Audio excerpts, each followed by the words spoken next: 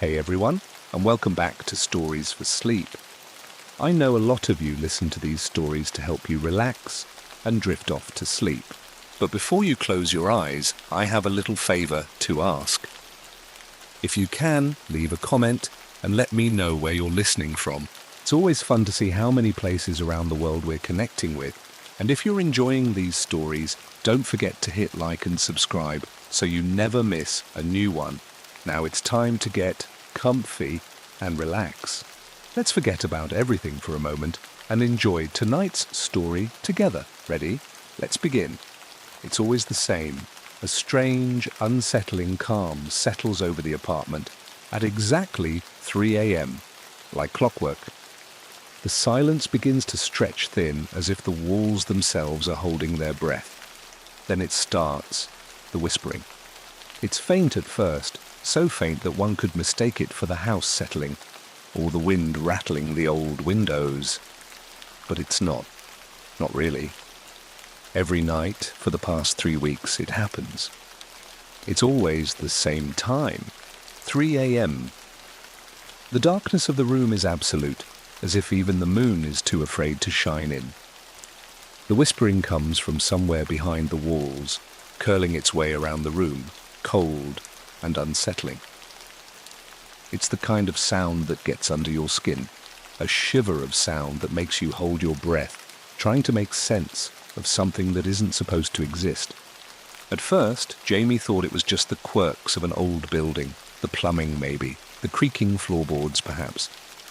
After all, the apartment was old, its walls thick with years of stories, secrets and decay. It had been vacant for months before Jamie moved in, so there were bound to be some oddities, but this was something else. Something that shouldn't be possible. Night after night it was the same. The whispering, so soft, so distant, yet unmistakably there. At first it was a low, undulating murmur, like someone speaking in a language Jamie couldn't place. It wasn't English nor any other language Jamie had ever heard, but it was a language all the same. The tone was soothing, but there was something wrong about it. Something inherently sinister that tugged at Jamie's chest, making the heart race even before the whispers had fully emerged. And there was no escaping it. The walls felt too thick to try and tune it out. Closing the windows didn't help. The noise would still find its way in, through cracks in the plaster, beneath the floors, or even through the pipes. Sometimes Jamie would lie awake, staring at the ceiling, fingers clenching the sheets until they grew numb, trying to convince themselves it was just their imagination. But then one night, it changed. The first thing Jamie noticed was how the whispers became sharper, more distinct, as though they were trying to tell something. Before, they were abstract, as though the words were scattered fragments. Now, it was as though the words were coming closer, drawing near with an urgency that made Jamie's stomach twist. "Jamie! Jamie!" The voice was soft, yet it wasn't a whisper.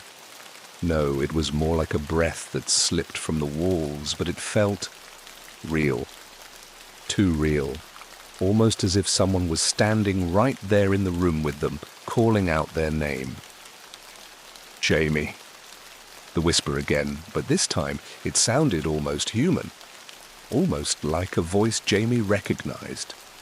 Jamie sat up, suddenly awake, the blankets tangled around their legs. Their heart pounded in their chest, eyes darting to the corners of the dark room, scanning for something, anything that could explain what they'd just heard. But there was nothing. Just the pitch-black stillness of the room, punctuated only by the dull hum of the refrigerator in the kitchen. "Is someone there?" Jamie whispered, the words slipping from their lips before they could stop themselves. The room remained silent in response, but the hairs on the back of their necks stood up, as though the air itself had thickened. Jamie tried to dismiss it, chalking it up to sleep deprivation. After all, they'd just moved into the apartment and hadn't fully adjusted yet. The noises were likely just the house settling, or some kind of trick their tired mind was playing on them. But the whispers wouldn't let go. The next night, they came again, and again, and again. Each night, the whispers became more distinct, more intentional. They began to sound like a conversation, as if someone was speaking directly to Jamie, repeating things only Jamie could know. The memories they'd long buried began to surface with every word the walls seemed to speak. "Jamie, remember when you lost the necklace?" The voice didn't sound accusatory or threatening. No, it was almost gentle, like a reminder. But the mention of the necklace hit a nerve. Jamie's pulse quickened. The necklace was something they hadn't thought about in years. It was a gift from their mother, a gold locket with a picture inside. But it had disappeared long ago, vanished without a trace. Jamie had never found it, and eventually the loss had faded into the past, becoming one of those things that slipped through the cracks of memory, forgotten, but never truly gone. "Where is it, Jamie?"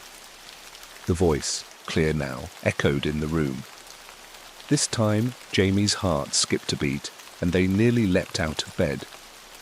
They swallowed hard, trying to shake off the feeling of dread creeping over them. It couldn't be real. It couldn't be. Could it? With shaky hands, Jamie reached for the lamp beside the bed, flicking the switch, but the light did nothing to banish the oppressive darkness. The room seemed just as cold, just as empty.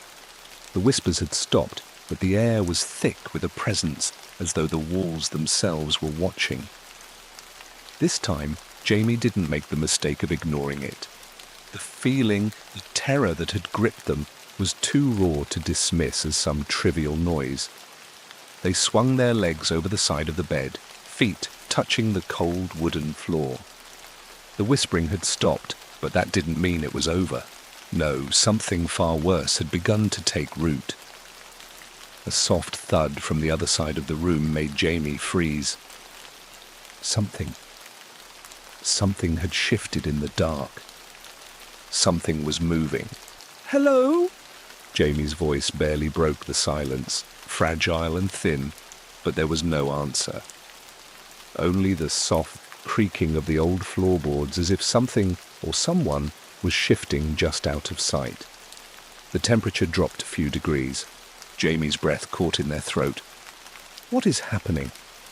They felt a tremor ripple through the floor, like a subtle vibration from beneath the surface. Was it the pipes, the heating system? It didn't feel like that. It felt like something more. Jamie felt the need to get out of the apartment, to run, to leave the walls behind, and never return. But the door they had walked through so many times before, felt like it was 1,000 miles away now. The room felt wrong, too wrong, as though it were closing in around them, trapping them in the same terrifying cycle. The whispering came again, this time louder, almost unbearable. "Jamie, you shouldn't have moved in." The voice was no longer hidden behind the walls, no longer a shadow in the dark. It was there, right in front of them. Jamie stumbled back, the cold sweat on their skin sticking to the sheets, the floor. But there was no one, no physical body, just the oppressive silence, the whispering, and the overwhelming sense of being watched. It wasn't just the apartment that was wrong, the walls, they were wrong. And that, Jamie realized with growing horror, was just the beginning. The air in the apartment felt thick, stifling, as though it were saturated with a heaviness that had no place in the world of the living. Jamie's breath quickened, shallow gasps that echoed in their ears. Their mind raced, struggling to comprehend what was happening. The whispers, the voice, the unnerving sensation that the walls were no longer just part of the building, but something more, something sentient. Jamie stood in the middle of the room, rooted to the spot, as though their body refused to obey the frantic commands to flee. The walls had stopped whispering, but the silence that followed was suffocating, pressing in from all sides. "You shouldn't have moved in." The words clung to Jamie's skin like a shadow. The voice had been clear, unmistakable, but what had spoken them? Jamie turned slowly, their eyes darting around the room, searching for any sign of life, of movement. But there was nothing.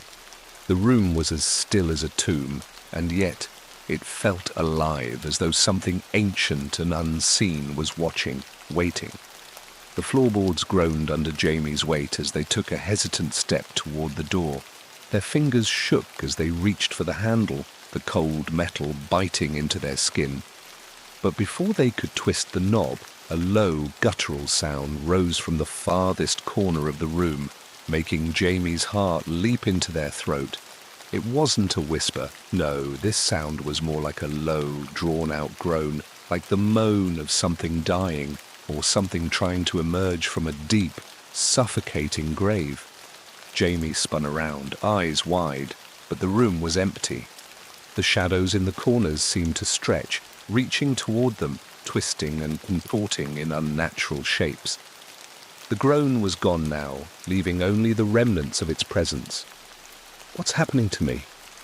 Jamie's mind raced, but the more they thought about it, the more they realized the truth. This apartment was no ordinary place, and they were not alone. Jamie's eyes darted to the kitchen, to the hallway leading to the bedroom, but it all felt wrong. Every corner, every doorway seemed to lead to nowhere. The apartment had become an impossible maze, its rooms and walls shifting in a way that defied logic. And then, like a slap to the face, something changed. The whispers stopped. For a brief moment, everything was still. Too still. The clock ticked on, the hum of the refrigerator filled the void, but there was no voice, no echoing whispers. The air hung heavy with tension, as though the room was holding its breath, waiting for something to happen. Jamie's pulse slowed, and a fleeting moment of peace washed over them. Maybe it was over. Maybe the whispers would leave them alone now. But then the sound of footsteps echoed from the hallway. It wasn't a loud sound. It wasn't a crash or a slam. No, the footsteps were soft, deliberate, slow, the kind of sound that would be easy to dismiss if you weren't already on edge. But Jamie wasn't imagining it. Someone or something was walking toward them. The footsteps grew louder, closer. Jamie's heart skipped a beat, and they whipped around to face the hallway. There, at the far end, the shadows seemed to lengthen, twisting in ways that didn't make sense. The darkened shape at the end of the hallway wasn't quite human. It didn't have a definite form, just a silhouette, vague and insubstantial, moving toward them. Jamie's breath hitched in their throat, and the urge to flee nearly overwhelmed them. But they couldn't move. Their feet felt frozen to the floor, as though the apartment itself had rooted them in place.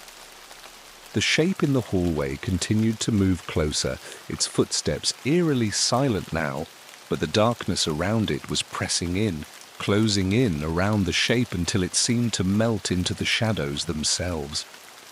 A voice, clearer now, a low and melodic hum, sounded again from the walls. "Jamie, I'm waiting for you." The words were final, cold, and Jamie understood with a bone-deep certainty that the thing in the hallway wasn't a person. It was something else, something ancient. The apartment had never been empty. The last of the whispering faded into silence, and yet it was worse than any sound Jamie had ever heard. The absence of it, the stillness, felt like a living, breathing thing pressing against their chest, suffocating them with a weight that seemed to multiply by the second. Their heart pounded in their ears, loud and frantic, each beat a reminder that the room was not what it seemed, that the apartment had never been empty, and that the thing in the hallway was waiting.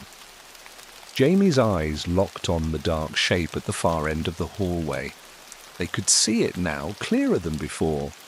The shadows around it seemed to twist and ripple, as if the very darkness itself were alive, clinging to the shape like a shroud. There was no clear outline to it, no definition, only the vague impression of something humanoid, but it was wrong. So terribly wrong. The footsteps continued, slow and deliberate, as if savoring every step. With each passing moment, the distance between Jamie and the thing in the hallway shrank, and Jamie's body screamed at them to move, to run, but they couldn't. Their legs were heavy, rooted to the spot, as though the very floorboards had become part of their skin. The thing in the hallway was getting closer, and Jamie's pulse raced, faster and faster, as though it were chasing them, though they hadn't moved an inch. They couldn't tear their eyes away from the shape, the way it moved. Or rather, how it didn't move. It was gliding, hovering just above the floor, as if the air itself were holding it in place, carrying it forward. There was no sound of feet on the floor, no rustling fabric, just the oppressive, creeping feeling that the space between them and it was narrowing in some unholy way. The whisper came again, soft where icy. "Jamie!" The voice wasn't coming from the walls this time, not from the apartment itself, but from everywhere. It surrounded them, filled the space until Jamie couldn't breathe, couldn't think. It was like being trapped in a nightmare, with no escape. The voice seemed to be wrapped in the darkness, and yet Jamie couldn't pinpoint its origin. It was in the air, in the shadows, inside their head, threading through their thoughts, until it was impossible to separate the whisper from their own terrified heartbeat. The shape in the hallway reached the edge of the living room. The space between them and Jamie felt like miles, but it was only a few feet away. And now Jamie could make out the faintest detail. The shape wasn't human. No, it was something much worse. It was taller than a person, impossibly tall, so that it seemed to stretch upward, the top of its head, lost in the suffocating darkness above. Its form flickered at the edges, not quite solid, not quite real. It seemed to dissolve into the shadows, only to reappear, as if it existed between two worlds, one where it shouldn't be, and one where it had always belonged. The air around it grew colder, and Jamie's breath came out in sharp, foggy bursts. The thing, whatever it was, drew closer. Each step it took was a promise, a thread of fate that couldn't be unraveled. The room was suffocating now, the very air thick with the knowledge that something unspeakable had come for them. "Jamie!" The voice was lower now, guttural, like it was being dragged up from the deepest parts of the earth. The room seemed to stretch, the walls expanding and contracting, as though the apartment itself was breathing. The shadows grew longer, folding into themselves until they blocked every exit. The door, the windows, they were gone. The walls closed in around them, pulling Jamie into the center of the room, where there was no escape. "I'm stuck here," Jamie thought, the realization like a cold knife plunging into their chest. No, this wasn't possible. This couldn't be real. They were trapped in a room with something ancient, something that had been waiting for Jamie's arrival, for this moment. Shouldn't have come. The whisper was louder now, so close that it felt as though it was speaking directly into Jamie's mind. The words wrapped around them like chains, tightening with every syllable. They could feel the weight of it, the truth, pressing down, suffocating them. It knows. It knew about them, about everything. The apartment was not a home. It wasn't a place of peace. It had always been something else, something dark. Jamie's mind scrambled for a way out, any way out, but the answer eluded them. The thing at the end of the hallway, the dark shape that seemed to stretch and flicker, was standing still now. It was waiting for them, as if it had all the time in the world. Jamie took a tentative step backward, then another. But there was no escaping it. No running. The whisper continued. You shouldn't have stayed. Suddenly the room felt colder. The temperature dropped so quickly that Jamie could see their breath in the air, thick and white. The walls seemed to shimmer, as though they were alive, pulsating with an unseen rhythm. The shadows crept along the floor like dark tendrils, wrapping around Jamie's legs, pulling at them, tugging them toward the center of the room. It's not real, Jamie told themselves. It can't be real. But the truth gnawed at them, scratching at the edges of their sanity. Every instinct screamed to flee, but they were rooted in place, their legs too heavy, their body too weak to move. It's already too late. The whisper was louder now, sharper, like nails scraping against the inside of their skull. Jamie's hands shook as they brought them to their ears, as if that could block out the sound, drown out the presence that seemed to be everywhere at once. Then there was a sound, not a whisper, not a voice. It was something else entirely, a low, sickening crack. Jamie turned quickly, their head snapping to the side, and they saw the walls shift. At first, it was subtle, a small, imperceptible movement in the plaster. But then it became undeniable. The walls were no longer stationary, no longer just walls, they were alive. A jagged crack split the wall near the far corner, and Jamie felt a wave of nausea wash over them. The crack widened, and something dark began to emerge, something that couldn't be described with words, something that made the air taste like iron and fear. The figure in the hallway was no longer alone. The walls were opening, revealing what had been hidden beneath the surface all along. Something else was coming, and it was far worse than anything Jamie could have imagined. The crack in the walls spread wider, jagged and unnatural, as though the very fabric of the apartment itself was splitting open to reveal something dark and twisted lurking inside. Jamie felt a sickening lurch in their stomach, a wave of cold nausea sweeping over them as they watched in horrified fascination. The shadows around the crack seemed to coil, writhing like tendrils, reaching for the space between the walls, like the thing within was clawing its way into the world. The shape in the hallway, it moved closer, its form flickering in and out of existence like a mirage. Each step it took was deliberate, slow, as if it knew it was playing with Jamie, toying with their terror. But it wasn't just the shape that was moving. No, something else was emerging from the wall, and the sound that accompanied it was something Jamie would never forget. It was a guttural, tearing sound, like the very fabric of reality was being shredded. Jamie's breath caught in their throat as the crack widened further, darkness inside it swallowing the light of the room, drawing everything into its depths. The walls groaned, and the air grew thick, almost viscous, as though the apartment itself was suffocating under the weight of whatever was trying to escape. You shouldn't have stayed, the voice hissed again, now accompanied by an echo that seemed to come from every corner of the room, from the walls, the ceiling, the floor. It was in the very air Jamie breathed. It was the air. Jamie's heart hammered in their chest, each beat a drum of impending doom. They tried to move, but their legs were frozen. The weight of the air pressed down on them, suffocating them, as if the apartment had become a living thing, a trap with no escape. And then, from the dark crack in the wall, something emerged.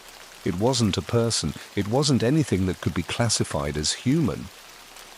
The shape was tall, impossibly tall, its body made of shadow and distortion, an unholy blend of what might have once been a human form, but was now something twisted beyond comprehension. Its limbs were long, unnaturally thin, with fingers that seemed to stretch and bend in unnatural ways. Its face was hidden beneath a veil of darkness, but Jamie could feel its eyes, its presence, piercing through them like cold knives slicing through the air. It was not alone. Something else followed it from the crack. There was another shape, another distortion, smaller but equally as horrifying. It clung to the first figure, its form too blurry to discern. All Jamie could see were the movement of shadows, the way the dark figures flickered and morphed as they stepped into the room. The shadows seemed to bleed into each other, wrapping around one another like sickening tendrils. Jamie couldn't breathe. The walls felt as though they were tightening, pressing in on Jamie from all sides. The room itself had become a living nightmare, a place where reality no longer held sway, where the things that existed between the cracks of the world were now breaking through. The whispers returned, louder, more insistent than ever. The air thickened with each word. Jamie's pulse raced, their legs weak, the fear crawling beneath their skin, making their body tremble. "Jamie, we've been waiting for you." The voice was no longer just a whisper. No, now it was a low, growling hum that seemed to reverberate through Jamie's bones. The thing in the hallway took another step forward, and with it came an overwhelming wave of hunger. The presence of it was suffocating, filling the room until Jamie could almost taste it, a rancid, bitter thing that left a metallic taste in their mouth. The shadows moved again, twisting into shapes that were too terrible to describe. They didn't seem to obey the laws of nature. They bent, contorted, like something from a nightmare that refused to let go of reality. Jamie couldn't tear their eyes away. They couldn't look anywhere else, not with the creature moving toward them, and not with the sensation of the walls closing in, inch by inch. "Get out," Jamie thought. "Get out now." But the thought felt as if it were being pulled from them, as if someone else was whispering it in their mind, trying to push them to move, to run, to escape. But where? There was nowhere to go. The door had disappeared. The windows, once so clear and familiar, were now blurred as if they no longer existed. The room was a cage. The apartment was a prison. The thing in the hallway stopped, mere feet from Jamie. The dark shape loomed over them, its form still indistinct, but radiating a sense of malicious satisfaction. It was savoring the moment, waiting for the terror to reach its peak before it took its next step. Jamie could hear the heartbeat thudding in their chest, deafening, drowning out all other sound, until it became impossible to tell if they were even breathing. And then the thing spoke again. "You shouldn't have come." The voice was filled with something darker than malice, longing, a terrible ancient longing that seeped into Jamie's mind like poison, flooding every thought, every corner of their consciousness. It wasn't just speaking, it was trying to reach them, trying to pull them into its world, a world where nothing was safe, where shadows ruled and there was no escape. But something shifted. The shape seemed to hesitate for the briefest moment, a flicker of doubt, no, curiosity, passing through its formless features. And then, with sudden, horrifying clarity, the voice came again, this time softer, more intimate, as if it were speaking directly to Jamie's soul. "We know you. We know what you've done." Jamie's blood ran cold. The words sliced through the air like a blade, and suddenly, memories Jamie had long buried began to resurface. They weren't just words. They were truths. Truths about things Jamie had tried to forget, about mistakes, regrets, things they had hidden so deep that they thought they would never see the light of day again. The shadows in the room pulsed, as if the darkness itself were feeding on Jamie's fear. And those memories, long buried, began to surface with painful clarity. "Remember the night? Remember what you left behind?" The walls seemed to close in even further. The shadows took shape. The thing in the hallway wasn't alone. There were others. More figures, more shifting shapes, coming from the cracks in the walls, emerging from the places where reality bent. The apartment was alive, Jamie realized in that moment. And it knew them. It knew everything. And it was never going to let them leave. The darkness thickened in the room, closing in on Jamie from all sides. The walls, once familiar and solid, now seemed to warp and bend, distorting as if they were made of flesh, breathing, alive.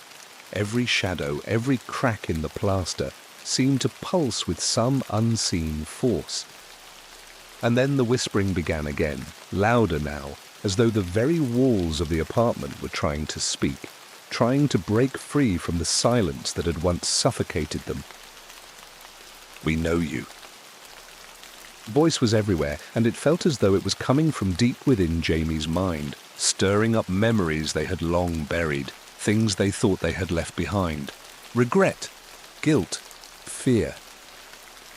All of it twisted together, the pieces of their life scattered like broken glass, sharp and jagged, each shard cutting deeper into their consciousness. The thing in the hallway didn't move. It stood still, watching them, its flickering form like a silhouette in the dim light. And though its features were obscured by the darkness, Jamie could feel its gaze, a cold, knowing thing that pierced into their soul. The shadow that was once a shape now seemed to shift, blurring and warping as it stretched upward, impossibly tall, the room growing colder with each passing moment. "You can't escape." The whisper slithered into Jamie's ears, chilling their spine, tightening their chest. There was no escaping it, no running. The door was gone. The windows had vanished, consumed by the same dark force that seemed to have seeped into the very fabric of the apartment. There was no way out, no way to outrun the horror that had crawled from the cracks and settled in this place. Jamie's heart pounded painfully in their chest. They wanted to scream. They wanted to do anything to shatter the suffocating silence that was slowly crushing them. But the words wouldn't come. Their throat was tight, their voice lost somewhere beneath the weight of the apartment's darkness. And then the voice, the thing, spoke again, this time with a finality that made Jamie's blood run cold. "You are ours now." The walls trembled. The floor beneath Jamie's feet groaned, as if the building itself were awakening from a long, dark slumber. The shadows that filled the room now reached toward Jamie, long, twisted limbs that seemed to stretch from every corner, every crack, every crevice. The darkness was alive. It moved and it breathed, just like the thing that stood before Jamie. Its eyes, if it had eyes, fixated on them with an intensity that made every muscle in Jamie's body lock up. The room felt smaller, suffocating.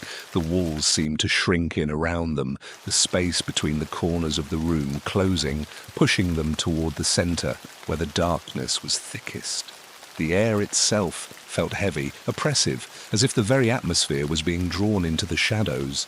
And then it came. The first of the shapes, a dark, flickering mass that had been hiding in the corner, emerged. It was no longer just a shadow. It had a form, a grotesque, twisted form, like a broken, contorted figure that had been mangled and reshaped by some unseen hand. The edges of its body shimmered, wavered, and for a moment, Jamie could almost make out a face, if one could call it that. Hollow eyes, a twisted grin, but it wasn't human. It never had been. Jamie's breath hitched, a strangled gasp escaping their lips as they stumbled backward. But there was no escape. The room was a prison. The apartment was alive with an ancient hunger, and it had been waiting for Jamie to enter, waiting for them to stay long enough for it to claim them. From the far corner, another shape emerged, then another, dark, inky tendrils of shadow that coiled and twisted around the room, filling the air with a choking darkness. The creatures, whatever they were, came together, slowly closing in, circling Jamie. Their movements were fluid, unnatural, like something that didn't belong in this world. They were nothing more than flickers of darkness, but their presence was real. Too real! The first creature, it reached out a twisted hand, its fingers impossibly long and sharp, stretching toward Jamie's throat, its touch like ice. "You have nowhere to go." The whisper came again, this time right in their ear, a breath that was colder than anything Jamie had ever felt. The shadows seemed to press in tighter, the air itself turning to ice as the creature's fingers brushed against their skin. Jamie's mind screamed for escape, but there was none. Their body refused to move, paralyzed by fear and the overwhelming presence that filled every inch of the room. The thing's fingers hovered just above their throat, and the touch, the touch, was not just cold, it was alive. It burrowed into Jamie's skin like it was digging for something, searching, probing, looking for something only it knew. "You are part of us now." And just as Jamie thought they could take no more, as their body trembled with fear and cold, the world around them seemed to shift. The shadows began to pull back, retreating toward the cracks in the walls, toward the corners, as though some unseen force were guiding them away. The oppressive weight lifted for a moment, and Jamie gasped, finally able to draw a breath, though it was ragged, weak. They weren't free. They knew that. But for a fleeting second, the pressure eased. But the thing in the hallway, the thing didn't move. It stood still, watching Jamie with that same cold, knowing presence. Its form flickered again, warping and shifting in the darkness, but there was something else now, something even worse. Its eyes, or what passed for eyes, seemed to pierce straight through Jamie, into the deepest parts of their mind. And then, with a voice that wasn't a whisper anymore, but a low growl, it spoke. "You will stay, forever." The darkness returned with a vengeance, sweeping through the room like a tidal wave. Shadows closed in, wrapping around Jamie, pressing against them, pulling them into the depths of the apartment where there would be no escape. No way out, just darkness and the cold, hungry presence that had always been there. Watching. Waiting. The last thing Jamie saw as the room swallowed them whole was the flickering of the shadows, flickering and twisting as the walls closed in, and the echoes of the whispers began to repeat, over and over, in an endless cycle. And then there was nothing. There's a moment in every man's life, a single, sharp second, when you realize you're not alone, not in the way you think anyway. Number, you begin to notice things. Strange things, little things. At first they don't make sense and you tell yourself you're just imagining it. But then, as the days stretch into nights, and the nights stretch into weeks, you begin to wonder, are you? For Nathan, it started on a Tuesday. He didn't know it at the time, of course. You never do. Life just goes on, dragging you along until that moment when everything changes. That Tuesday night was colder than usual. Winter was creeping in, sharp, bitter winds rattling the old windows of the apartment. Nathan hadn't slept well in days. A few too many late nights at work, a few too many cups of coffee.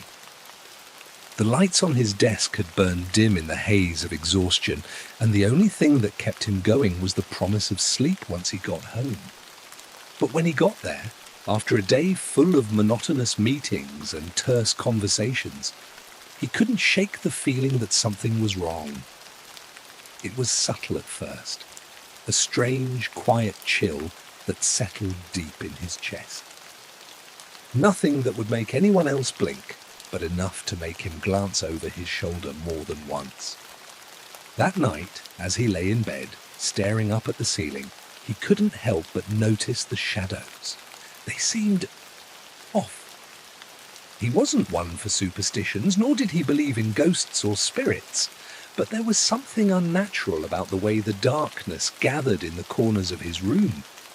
Shadows that didn't quite belong, that stretched and shifted with a peculiar sort of purpose. But it was late, and he was tired. So tired. So he chalked it up to his mind playing tricks on him. That's what exhaustion does to you after all. He pulled the covers tighter around his shoulders and shut his eyes, hoping that sleep would come and drown out the creeping feeling that something was watching him. But it didn't. Nathan tossed and turned, his thoughts swimming in the murky depths of his mind. His eyes flicked open in the dark room, and again his gaze landed on the corner by the window. Shadows were still there. Not moving exactly, but stretching in a way that didn't quite make sense. They seemed to be drawn toward the window, as if someone was waiting on the other side. His heart skipped a beat. The thought made no sense. He was being foolish, probably just the wind. The trees outside could create odd shadows when the moonlight filtered through the branches. That was the explanation, and Nathan clung to it like a life raft in a sea of uncertainty. The next night, it happened again. The same strange sensation, the same feeling of being watched. But this time, he was more aware of the shadows, more attuned to their movements. He told himself it was nothing, but as his eyes began to adjust to the darkness, he couldn't help but notice the way the shadows seemed to stretch, longer, deeper than they should have been. There, in the corner, right next to the window, a flicker, a momentary distortion. Was that a figure? His heart beat faster. Nathan squeezed his eyes shut, but it didn't go away. When he opened them again, the shadows were gone. The corner by the window was just that. Empty, devoid of life, as it had always been. And yet, he couldn't shake the feeling. It lingered, gnawing at the back of his mind, something that wouldn't let go. The shadow by the window felt like it was more than just a shadow. There was something else there, something he couldn't put his finger on. The next day, Nathan tried to brush it off. He went about his routine, breakfast, coffee, work, lunch, and told himself he was just imagining things. He wasn't one to be paranoid. He wasn't one to jump at shadows. But every night, when the sun dipped beneath the horizon and the world grew still, the feeling returned. The shadows. They always gathered in the same corner, near the window. And it wasn't just the shadows. It was the stillness, the unnatural stillness that filled the room when night fell. Like the air itself had frozen, as though the room itself were holding its breath. It had to be exhaustion. That's what Nathan told himself. He was working too hard.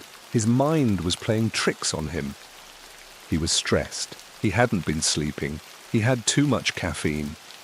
And yet, when the lights went out that third night, and the world sank into the kind of silence only a dark room could hold, he couldn't shake the feeling that something was wrong.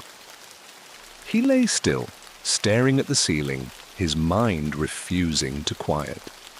The shadows again, longer, stretching across the walls like something alive, something hungry. He could feel them watching him. He could almost feel the weight of their presence, pressing against the air, filling the room with an unspoken dread. He glanced to his right, toward the window, and that's when he saw it. The figure. It was standing outside, just beyond the glass, tall, thin, but indistinct.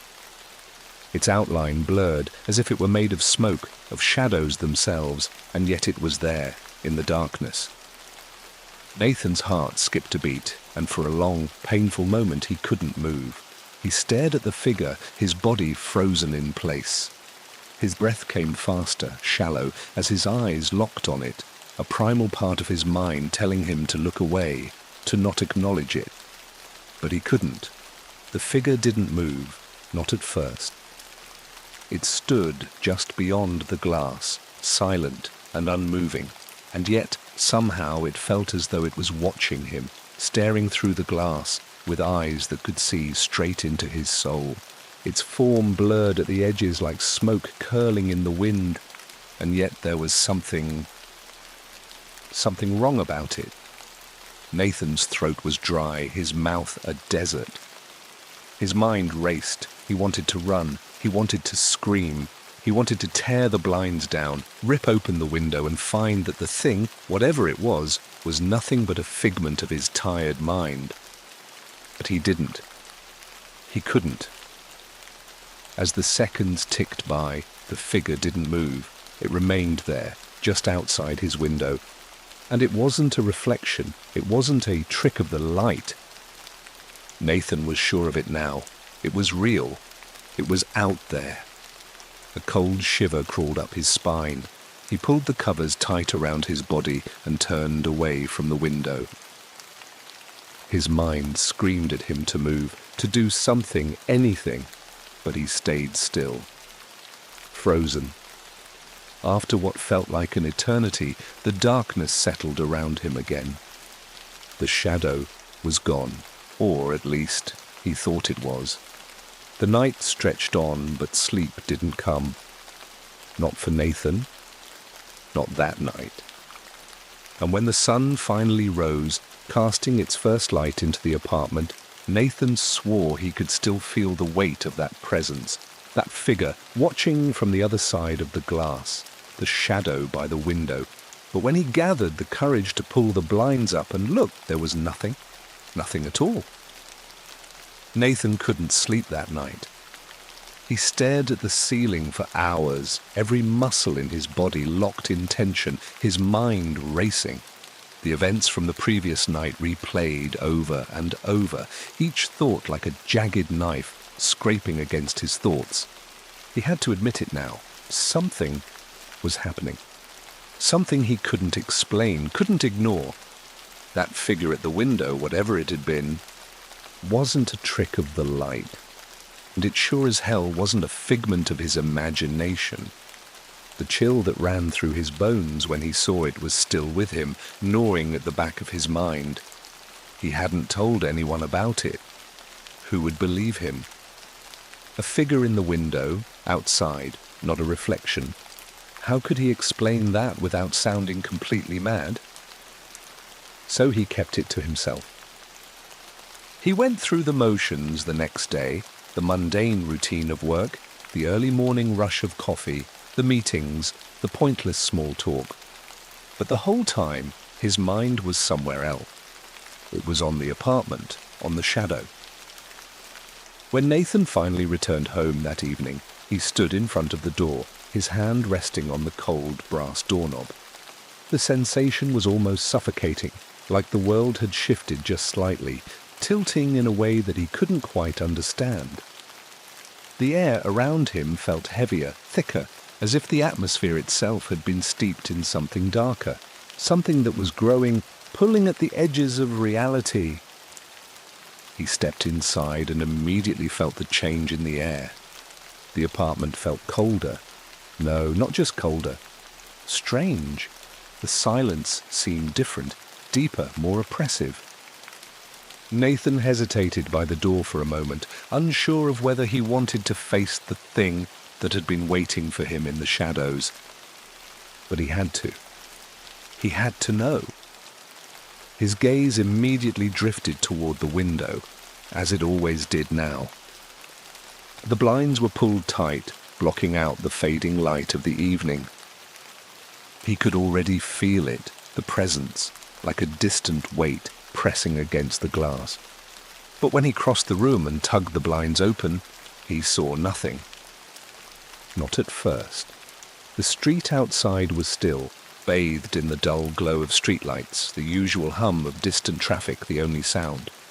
The apartment complex across the way was dark, its windows blank and uninviting. Nothing was out of the ordinary. Nathan felt a brief surge of relief, followed by a creeping unease. What if it was just in his head? Maybe he had been overthinking things. The darkness, the shadows, They could all be explained by a mind worn thin by stress and lack of sleep. He pulled his jacket off and sat down at the kitchen table, but his eyes constantly drifted toward the window, scanning the night outside, almost as if waiting for that strange figure to appear again. The apartment, however, remained still, unmoving, empty. The first few hours were like any other night. Nathan cooked a simple dinner, watched a few episodes of a show he barely cared about, and went through the usual routine of preparing for bed. He tried to ignore the lingering feeling at the back of his mind, the same one that had kept him awake the night before. But no matter what he did, the thought of the shadow outside haunted him. He lay in bed, staring up at the ceiling again, his body tense, not wanting to sleep, but knowing he couldn't fight it forever. Just as his eyelids began to flutter, he heard it, a soft scratching noise coming from the window. Not loud, but distinct, a faint, unsettling sound. Nathan's eyes snapped open, his heart skipped a beat. The noise was coming from the window, no mistake about it. He swallowed hard, trying to breathe through the sudden rush of panic flooding his chest. He lay still, listening, straining to hear it again. There it was, the faint sound of something against glass. A soft scraping like something, or someone, was gently dragging its fingers along the window pane. The air in the room seemed to freeze. For a moment, Nathan could only stare in the darkness, his mind racing through 1,000 possible explanations, none of them making sense. Could it be the wind? The trees outside scraping against the window? But the wind wasn't blowing. The air was still. Silent. He sat up slowly, his body trembling slightly, but he couldn't help it. There was something about the sound that chilled him, made him feel like something was waiting, like whatever it was that had been lurking outside was now inside, taking shape in the corners of the room. With a trembling hand, he reached for the lamp on the nightstand.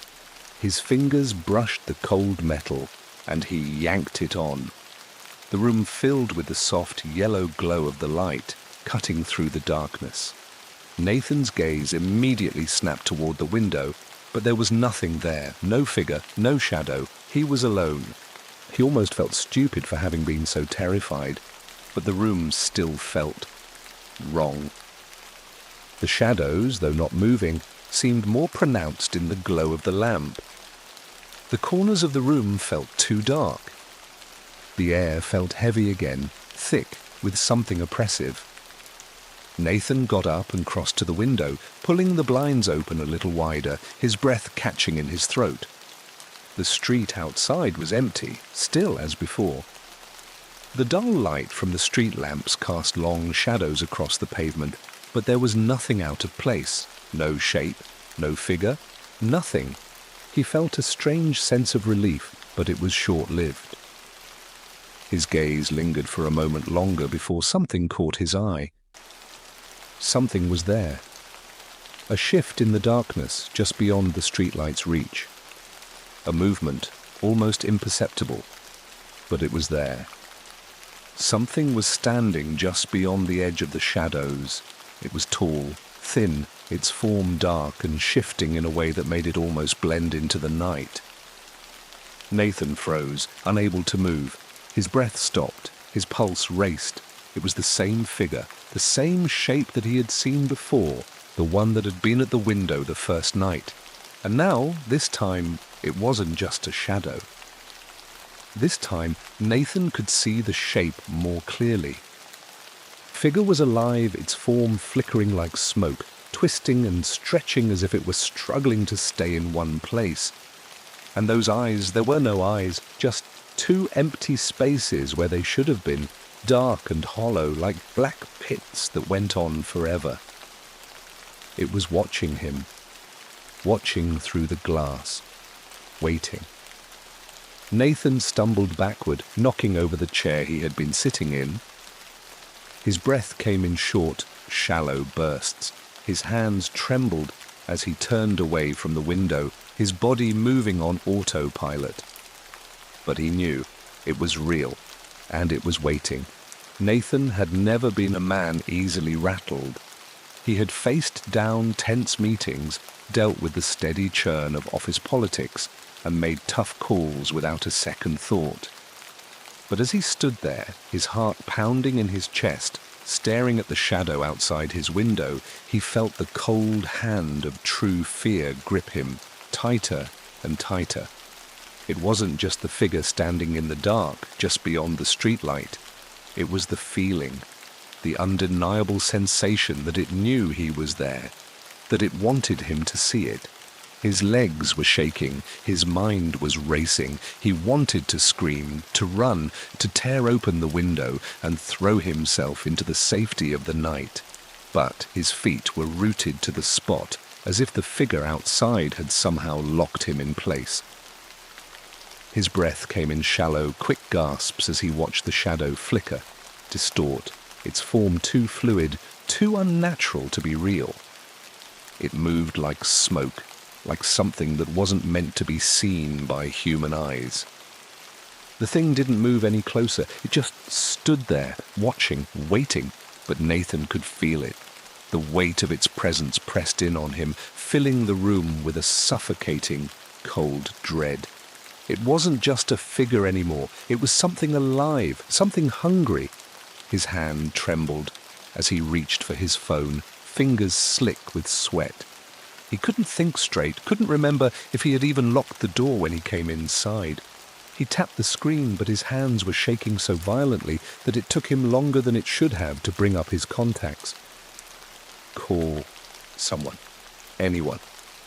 But who would he call? A friend? No, they'd think he was losing his mind. The police. For what? There was nothing to report, just a shadow, just a shape. Nothing tangible, nothing concrete, but it felt real, too real.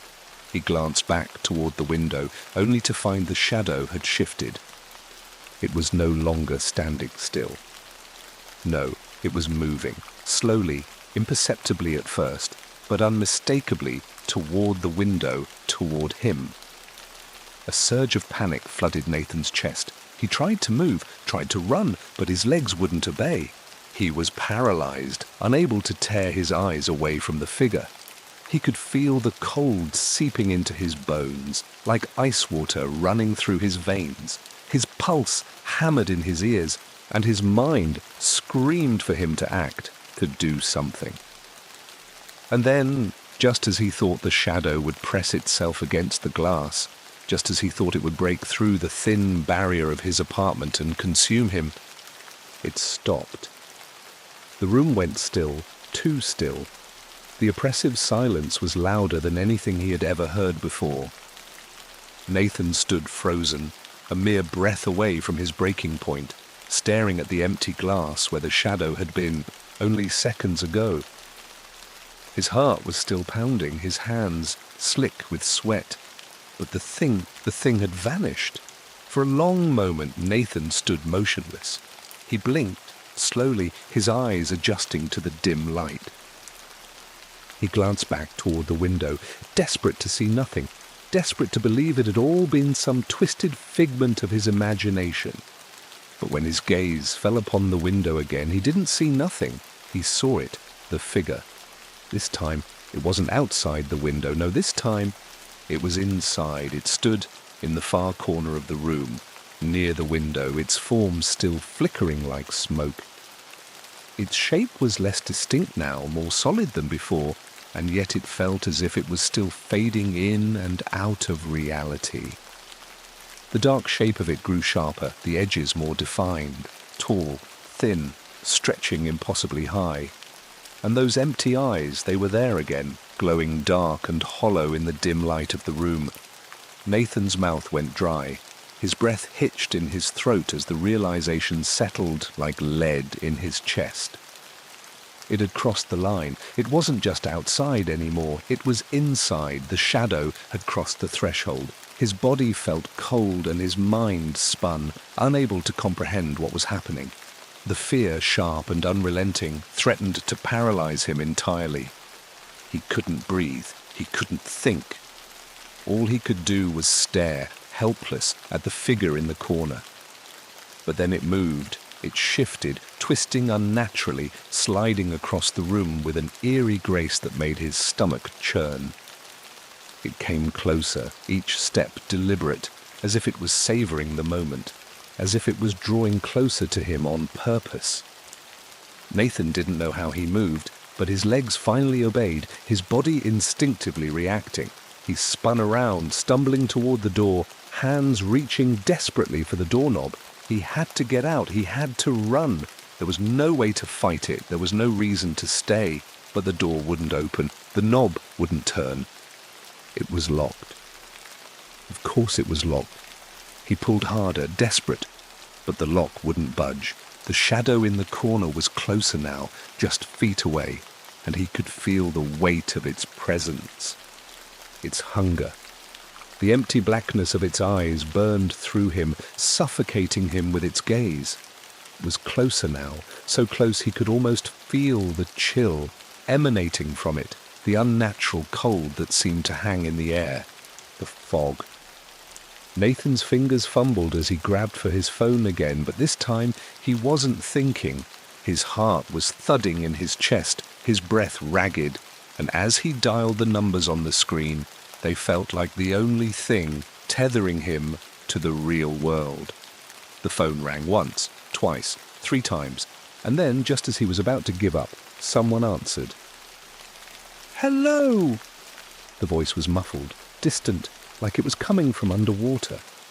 Nathan could barely hear it over the pounding of his heart. He wanted to speak, to ask for help, but the words wouldn't come. His throat was tight, his voice strangled by the sheer terror coursing through his veins. He turned again to look at the shadow. It was right behind him now. But there was no time. The phone slipped from his hand, falling to the floor with a hollow thunk as Nathan backed away from the corner. The shadow was everywhere. It was all around him now, pressing in on him, tightening the space, suffocating him. He felt the darkness move, like it was alive, and for the first time in his life, Nathan truly believed in one thing. He wasn't alone. Nathan didn't scream. Not then.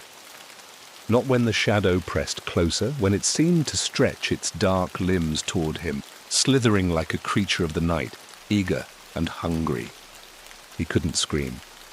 His throat was paralyzed, his voice lost somewhere between terror and disbelief.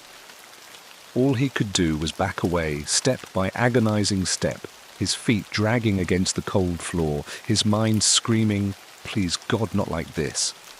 The thing, the shadow, was closer now, impossibly close, and yet it didn't touch him. Not yet.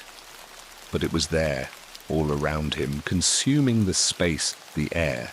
It filled the room like smoke, filling a closed space, choking out everything else. It pressed in on him, so close, so real.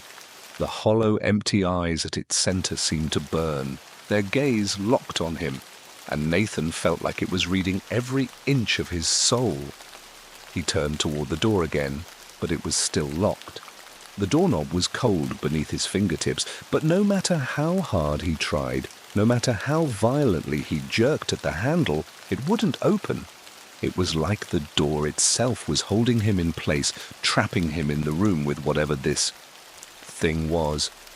His breathing was ragged now, every inhale sharp, shallow. His chest tightened with each passing second, the weight of the air growing heavier, suffocating. And then a thought pierced through the terror, something like a whisper in the back of his mind. "It's you." The shadow wasn't just a presence in the room, it was something tied to him. It knew him. It wanted him. Nathan's eyes flicked to the phone on the floor, the one he'd dropped in his scramble for the door. It was just out of reach, but his legs wouldn't move, his body locked in place. The cold was seeping deeper now into his bones, his muscles. He felt frozen, stuck, helpless. For a moment, There was nothing but the oppressive silence of the room. His pulse hammered in his ears, drowning out everything else. The shadow stood perfectly still, hovering at the edge of the room. And then slowly it began to move again. It slithered closer, stretching inch by inch toward him. Nathan's breath caught in his throat, but he couldn't move. His legs felt like stone, too heavy, too tired, as though the darkness itself was weighing him down. His chest ached with the desperate need to escape, to get away, but no matter how hard he tried, he couldn't move fast enough. The shadow's form shifted, it morphed, becoming something darker, something more tangible, something that seemed to have substance now. He could see it better now, the outline of it, tall, spindly, like a creature made of smoke and nightmare, its limbs too long, too thin, stretching and twisting in unnatural angles. The shadow was alive now, more real than anything Nathan had ever known. And then it whispered. The sound was a soft hiss, a quiet murmur, but it felt like it cut through the stillness of the room, sharp and clear. "Nathan," the voice. It was like a breath against his ear, a voice that shouldn't have been there but was, a voice he knew. The whisper didn't sound like a voice at all. It sounded like 1,000 voices layered over one another, coming from a place deep within the earth, from somewhere dark, a place forgotten by time. But it was speaking to him, speaking his name. His legs trembled beneath him, but he couldn't tear his eyes away from the shadow. It loomed over him now, towering and bending in ways that shouldn't be possible, stretching across the room like it was consuming the space itself. The shadow moved closer still, and Nathan had no more room to back away. He was pressed against the wall now, the cold of it seeping through the thin fabric of his clothes, biting into his skin. The figure reached out, one long, thin arm stretching toward him, its fingers curling with an almost patient hunger. The fingers weren't fingers, not really. They were black, jagged, like broken pieces of glass or twisted metal, reaching for him with a purpose that made Nathan's blood run cold. The shadow's grip wasn't just physical, it was felt, a crushing weight on his chest, an invisible force closing in on him. But Nathan couldn't move, he couldn't look away. The thing, whatever it was, had him trapped, locked in place. There was no escape. The whisper came again, louder this time, wrapping around him like a rope. "Nathan." His name, spoken in that same voice, carried the weight of something ancient, something wrong. And then, just as suddenly as it had appeared, the shadow stopped. The arm hung there, just inches away from him. It didn't touch him, but Nathan could feel the cold radiating off it, like the breath of death itself, freezing the air around him. The shadow tilted its head, and that was when Nathan realized the true horror of what was happening. The shadow wasn't just a shadow. It wasn't just a figment of his imagination or a trick of the light. It was watching him. It wasn't just waiting. It wasn't just here to scare him or toy with him. The shadow was waiting for something deeper, something darker, something he had to remember, something he had buried deep within himself. Nathan felt the weight of it then, the weight of the truth. The shadow wasn't just a thing outside his window, it was something inside him, something connected to his own past, his own guilt, his own memories. For a moment, the room seemed to tilt, spinning around him, his vision swimming. He had to remember, he had to. A flash of memory burst through his mind like a sudden jolt. A flash of a night long ago, a forgotten mistake, a decision he had buried deep inside himself, something he had tried to forget. He remembered then, he remembered her. That's when he understood. The shadow wasn't after him, it was after something he had done. The realization hit him like a punch to the gut. It wasn't just a shadow, and it wasn't just watching. It had been following him, waiting for him to remember, waiting for him to feel, what he had done. The whisper came again, louder now, closer, and it wasn't his name anymore. "You did this!" It hissed, its voice splitting the air. "You knew!" You always knew. Nathan's eyes went wide.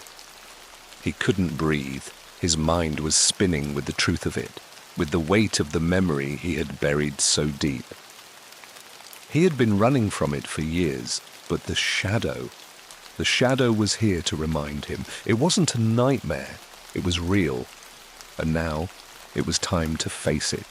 Nathan's breath came in sharp, ragged gasps, each exhale heavy with the weight of what he had just realized. The truth, that dark, gnawing truth, surged to the forefront of his mind with the force of a tidal wave. He couldn't escape it. He couldn't outrun it. The shadow, whatever it was, whoever it was, had been waiting for him to remember. And now it was here, in his apartment, in his life, and it would never let him go. The thing didn't move. It just hovered there, suspended in the air, its hollow eyes, those empty, bottomless eyes, locked on him. The weight of its gaze crushed him, each second pulling him deeper into the darkness, deeper into the memory he had buried so long ago. The thing was still, but Nathan could feel it deep inside him, the pressure, the cold, the inevitable pull. The whisper came again. It was louder this time, a rasping hiss that seemed to fill the room, echoing off the walls, vibrating in his very bones. "You did this!" the voice hissed. "You always knew!" Nathan's hands shook, his head spinning. He tried to shake it off, tried to fight it, but the memory, no, the truth, was there, locked in his mind, as clear as day. A night, years ago, when everything had changed. He remembered the arguments, the shouting, the broken promises, and then that final decision, the moment when everything had been tipped off balance. He had thought it was all over, thought that by moving, by leaving, he could escape the weight of his actions. He had buried it all under layers of time, under layers of routine. But the shadow had never left. It had been with him, lurking, waiting, feeding off the guilt, feeding off the fear. That night, the accident, the one he had been responsible for, the truth was inescapable now. The shadow wasn't just a manifestation of fear. It was the embodiment of his own guilt, his own sin. The creature in the corner wasn't some figment of his imagination. It was a reflection of everything he had done, everything he had tried to forget. Nathan's pulse thundered in his ears as the shadow took another slow, deliberate step forward, its form shifting, twisting in on itself. The room seemed to grow colder, the walls pressing in tighter, as if the very space around him was being consumed by the thing that had been watching him. It was growing closer now, each inch bringing it nearer to him. And with each step, the whispers grew louder, more insistent. "Can't run anymore," the voice rasped, the words curling around him like chains. "You can't hide from this." He couldn't breathe. The weight of the shadow's presence was unbearable, suffocating. His thoughts were chaotic, scrambling to find an escape, any way out. But the truth, it was undeniable now. He was trapped in his own mind, trapped by his own actions. He stepped back, but there was no room left to retreat. The corner of the room was too close, the shadow closing in from every angle. There was no way out, no window to open, no door to escape through. And then something strange happened. Shadow, which had been a flickering, formless shape, began to solidify. Its outline grew sharper, more defined, more human. Its arms stretched out in unnatural ways, as if the very fabric of reality was bending around it. It was no longer just a shadow. It was becoming something real, something tangible. Nathan's eyes widened in horror as he realized what was happening. The thing wasn't just a reflection of his guilt. It was manifesting. Whatever had been lurking outside his window, Whatever had been feeding off his fear was now inside him. It had been drawing closer every night until it had finally found him. "You can't escape," it whispered again, its voice no longer a hiss, but a cold, mocking laugh. "It's too late for that." Nathan opened his mouth to scream, but the words were stuck in his throat. His voice was gone, stolen by the weight of the shadow that surrounded him. It loomed over him now, its presence so overpowering that it felt like the very air had thickened, pressing down on his chest. His body was frozen, his limbs unwilling to move, to fight, to escape. And then suddenly it was there. The figure, tall, impossibly thin, was standing directly in front of him. Its dark, hollow eyes were inches from his own, its gaze so cold, so empty, that it felt like his soul was being drawn into it. The thing's breath, if it could even be called that, came out in a long, slow sigh, like the wind whispering through a forgotten graveyard. "Do you remember now?" the shadow asked, its voice dripping with malice. "Do you remember the night? Do you remember her?" The words sent a jolt through Nathan, as if the ground beneath him had shifted. His mind recoiled, but it couldn't escape. The memory flooded back in a torrent, crashing through him, dragging him down into the depths of his own despair. That night, the crash, the screams, the blood, the life that had been lost because of his recklessness. He had killed her. The woman who had been in the car, she had been his responsibility, but he had been too careless, too selfish, too caught up in his own mistakes. And now, the shadow, this thing, was here to make him pay for it. Nathan opened his mouth, but the scream he wanted to unleash caught in his throat. It was too much. He couldn't breathe, his chest constricted painfully, the weight of his guilt pressing in on him from all sides. The shadow leaned closer. Its cold breath, if it could be called breath, swept over his face, chilling him to the bone. It whispered in his ear, its voice like the hiss of an ancient serpent. "You can't outrun this. You can't hide from your guilt. It will follow you forever, Nathan, forever." And in that moment, Nathan realized something. It wasn't just about the shadow. It wasn't just about the fear, the shadow, the darkness. It was his guilt, his reckoning. It had been following him, waiting for him to face the truth. There was no escape. But then, just as suddenly as it had come, the shadow began to dissipate, slowly at first, like smoke curling into the air, vanishing into nothing. Nathan stood there, frozen in place, unable to comprehend what was happening. He could feel it, the emptiness where the shadow had been. The weight of it was gone, but the feeling, the knowing, remained. The guilt, the loss. It was all still there, buried deep inside him, still waiting, still haunting him. But now, as the last traces of the shadow melted away, Nathan knew one thing. The shadow would never truly leave him. He would carry it with him, always. It was just a flicker at first, a momentary blur in the corner of their vision. Nothing that could be properly placed. Something that would be dismissed as a trick of the light. Nothing more than an odd shift in the air, a dance of shadows in the wrong places.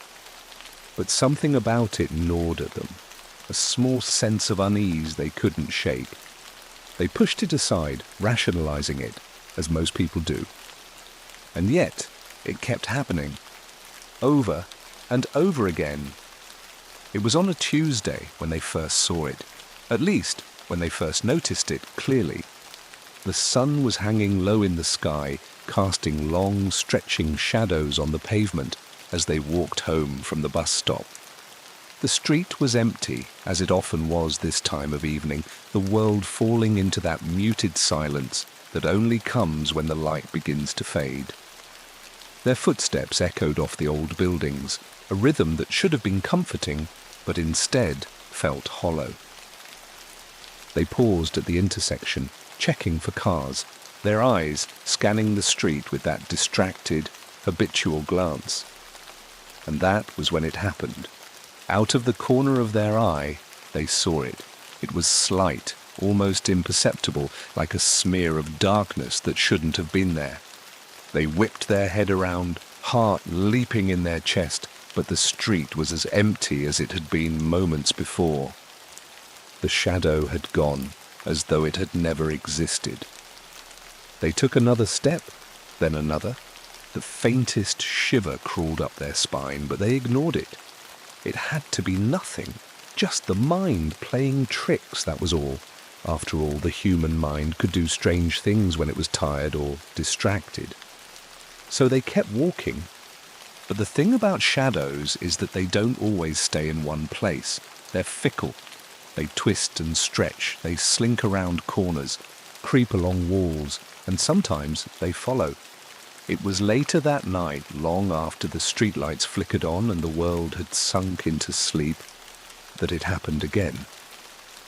They were standing at the bathroom sink, brushing their teeth, and when they glanced into the mirror, there it was. Not the reflection they expected, not the simple, ordinary figure of themselves staring back. No, this time it was a distortion, a dark presence that slithered out from behind them, a shadow that seemed to be just a little too alive. At first, they thought it was their mind, weary from a long day, tricking them again, but the more they stared, the more they saw it, creeping up from the floor, climbing the walls, stretching out like fingers reaching for them. The shadow was wrong, too deep, too vast, too separate from the light around it. It didn't match the shape of their own reflection. For a brief, heart-stopping second, the shadow seemed to twitch. It didn't mimic their movements, number. It moved with an independence that sent a chill crawling down their spine. They spun around quickly, heart pounding, but the room was empty. The shadow was gone. There was nothing but the dull hum of the bathroom light overhead and the slow drip of water from the tap. They stared at their own reflection, willing the image in the mirror to settle, to calm down. But all they could think about was what had just happened, that twitch, that movement, like something had been there with them. A trick of the light, they told themselves again, that was all. But the feeling lingered. Something inside them told them it wasn't just their imagination. No, there was something wrong, something following. The next morning, they made an attempt to go about their day as usual. The sun was up, warm and golden, spilling over the town like a slow-moving tide. Everything looked normal. People bustled along the streets, the hum of everyday life drowning out the odd feeling that had gnawed at them the night before. They grabbed their coffee, smiled at the barista, and headed for work, trying to ignore the creeping unease crawling up their spine. But as they stepped out into the sunlight, it was there again. The shadow. They didn't see it immediately, but they felt it. The way you feel the gaze of someone standing just behind you, breathing softly, waiting, it was there, just over their shoulder, lingering in the corner of their peripheral vision, as if it were an old friend. They could feel it, a presence so palpable, it was almost suffocating. They glanced over their shoulder, half expecting to find someone standing there, but no one was. The street was as empty as it had always been, the sounds of cars and distant chatter filling the air. Just the same old morning bustle, nothing out of the ordinary. But then as they turned back around, it was there again. A flicker, shifting darkness just beyond the edge of their vision. And this time they felt the hairs on the back of their neck stand up, the first real pang of fear lancing through them. They wanted to look again, to confirm it, to prove that they weren't going crazy. But the fear was too strong. They quickened their pace, swallowing hard, heart racing, trying to ignore the growing sense of dread. It followed them all the way to work. They could feel it the entire walk. At every corner, at every turn, there was that sensation of something there, just behind them, mirroring their every move. a lingering shadow, an ever-present weight on their mind. At the office, they went about their day in a daze.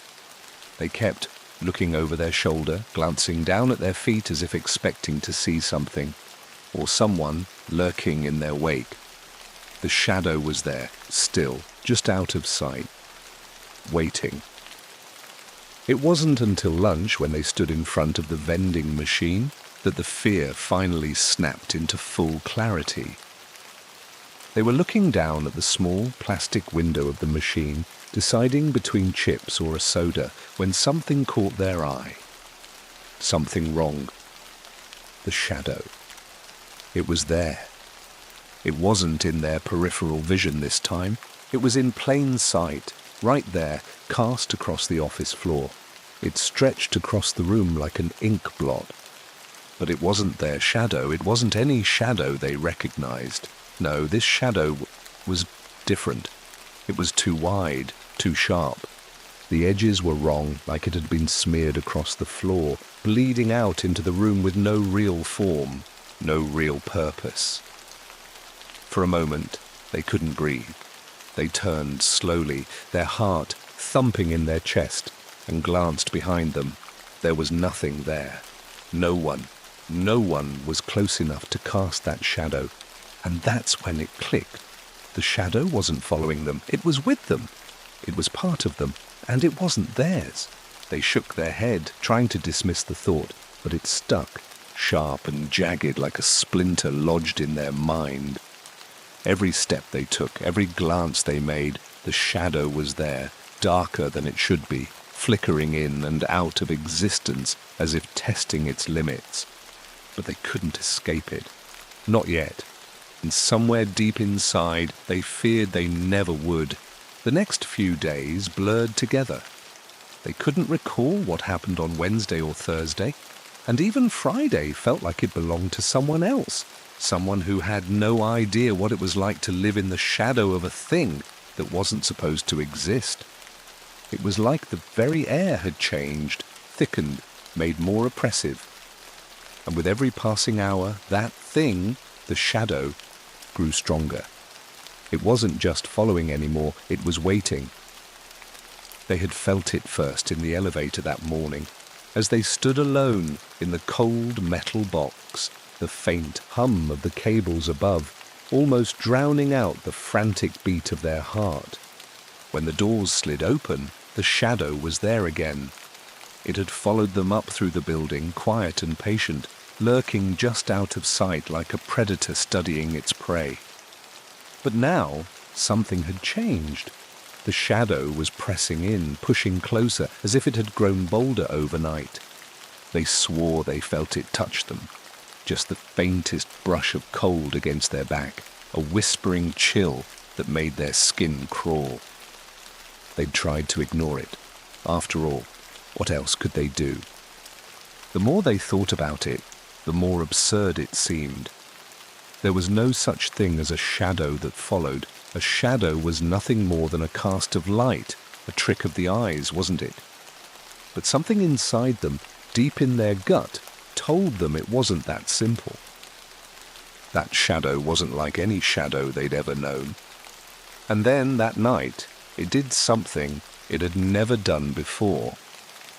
They'd been lying in bed, staring up at the ceiling, wide awake, listening to the creak of the house settling around them. It had been hours since they'd gotten home from work, hours since the unease had wormed its way into their every thought. The shadow had been waiting all day, lingering like a bad smell, but it hadn't shown itself fully. Not until now they had almost drifted off when the sound came. A scraping noise, barely audible, but unmistakable. Like something long and thin dragging across the floor.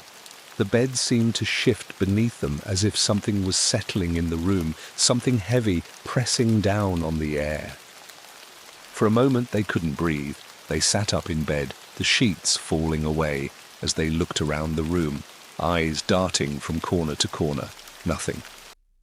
The room was empty, silent as it should have been, but the air felt thick with something they couldn't explain. something waiting, and then they saw it, the shadow. It wasn't in the corner of their vision anymore. It wasn't hiding just out of reach, waiting for them to look away. No, this time it was right there, at the foot of the bed, as solid as anything else in the room.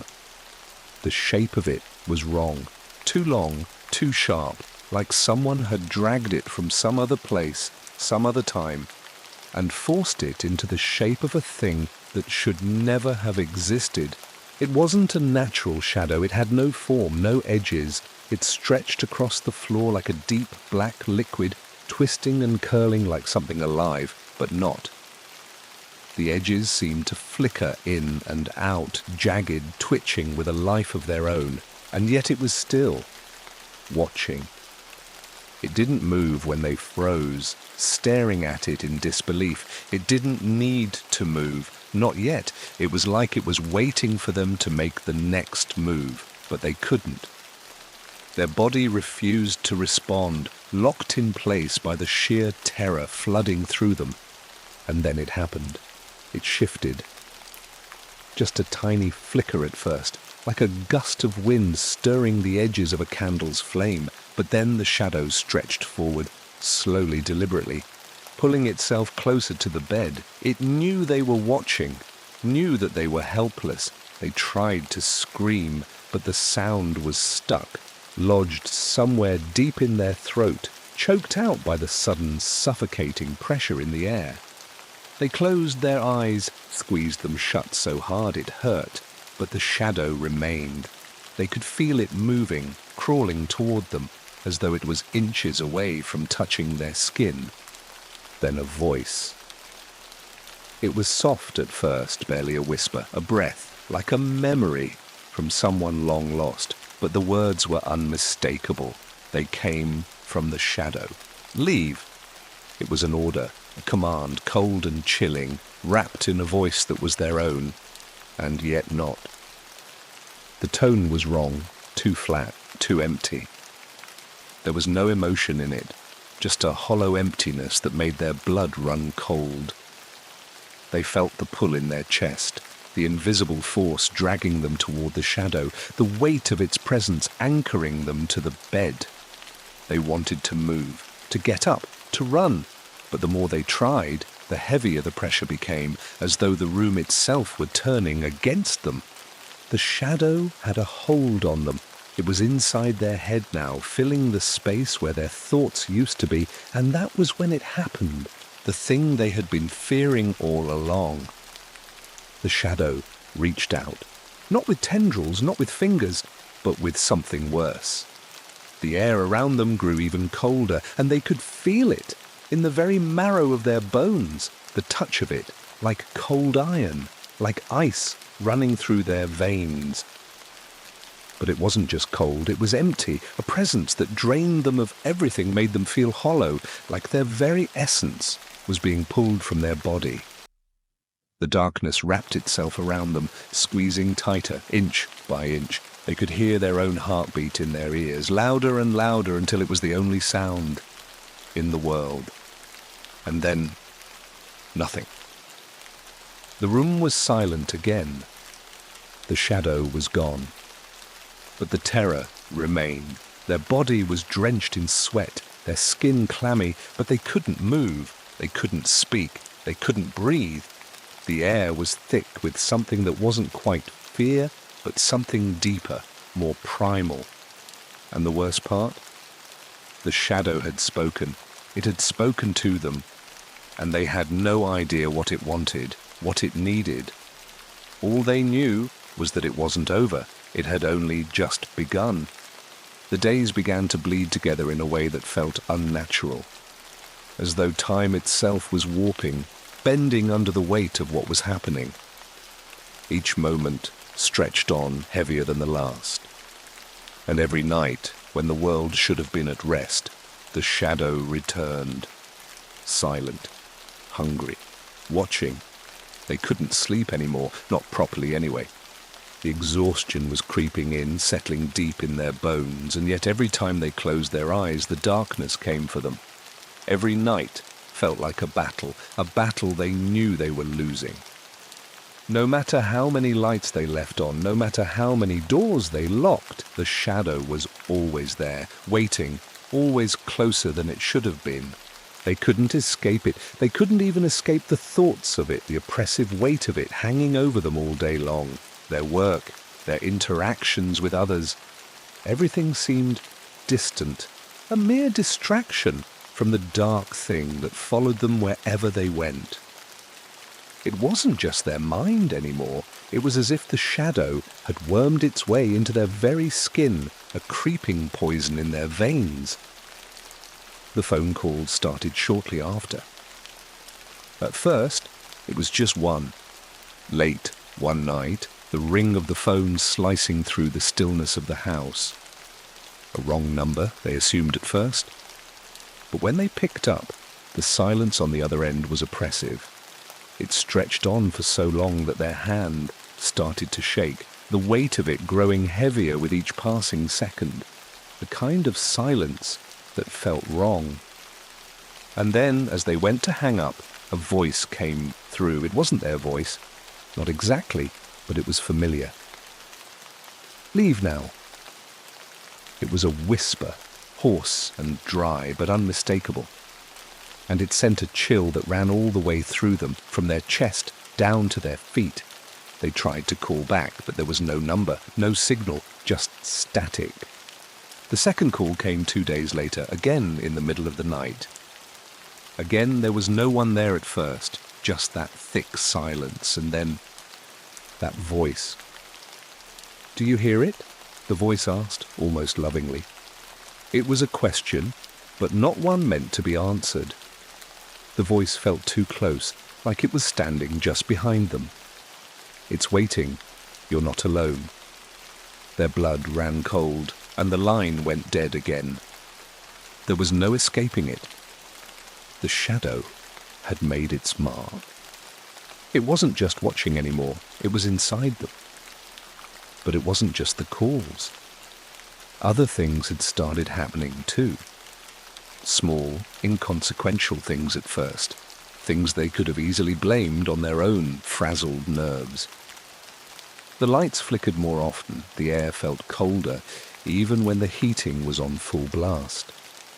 Sometimes they'd walk into a room and forget why they were there, only to feel that gnawing sensation in the pit of their stomach, as if someone or something had moved in the space when they weren't looking. And then one afternoon, they walked into their apartment and found something that made their blood freeze in their veins. A photograph. It was old, yellowed with age, frayed at the edges, and it had been placed on the kitchen counter, as though it had been waiting for them to find it. The photograph was of a family, their faces familiar, but not quite. The people in the picture were smiling, but the smiles didn't reach their eyes. The eyes were too dark, too empty. And as they studied it, something in the back of their mind told them that the picture didn't belong to them, that they had never seen it before. They touched the photo and their fingers brushed against something wet. The ink had smeared, running down the side of the image, but it wasn't ink. It was blood. Fresh, warm blood. The photo had been soaked in it. But no matter how hard they tried, no matter how many times they stared at it, they couldn't remember how it had gotten there. A knock at the door, a loud thudding jarring them from the moment. Their heart leapt in their chest. They couldn't answer it. They couldn't face anyone. They knew who it was, the shadow.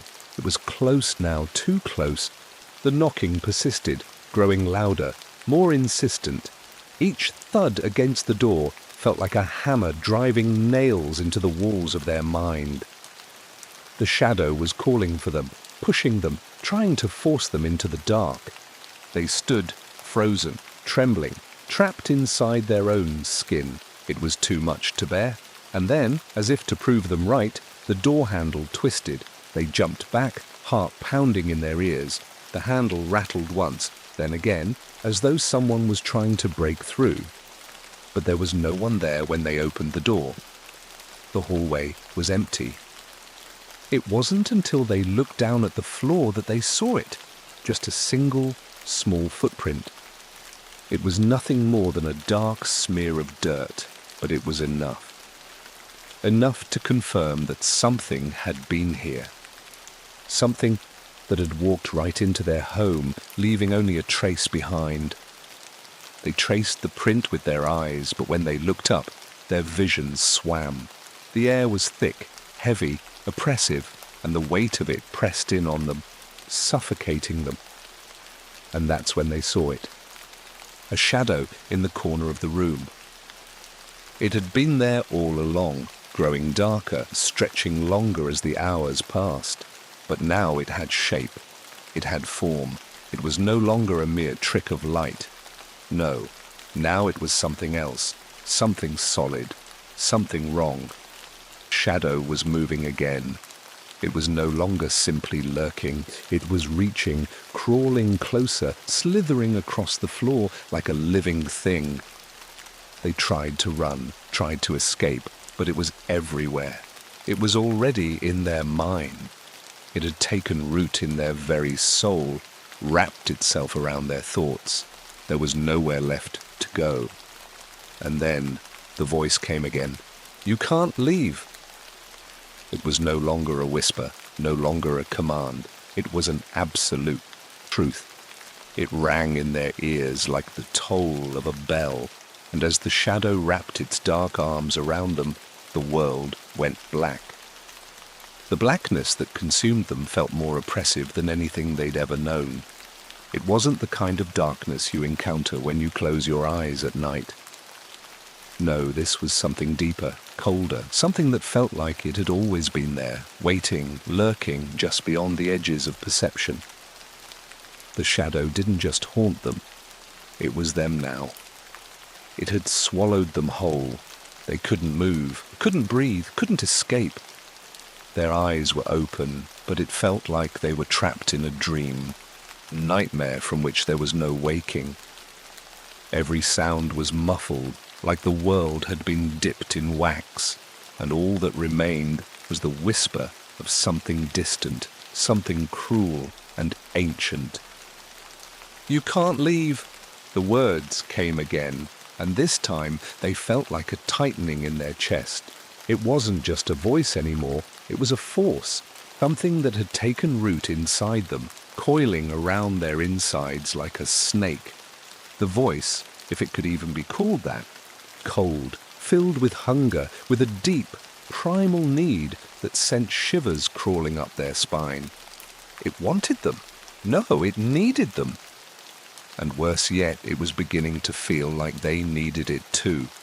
The very air felt different now, heavier, thicker, as if the atmosphere itself had changed, warped by the shadow's presence. The darkness seeped in, filling the room, taking every inch of space, leaving them with no escape. It was as if the room had become a cage, the walls slowly closing in around them. They could hear the sound of their heartbeat in their ears, loud and frantic, like the rhythmic pounding of a hammer.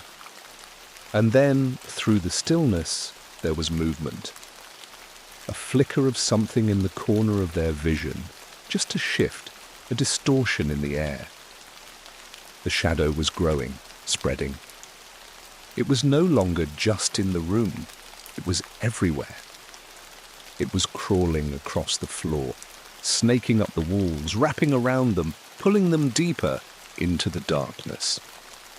It had become one with the very room, and in the thick, suffocating air, they could feel it pressing against their skin, pushing them toward the center of the room.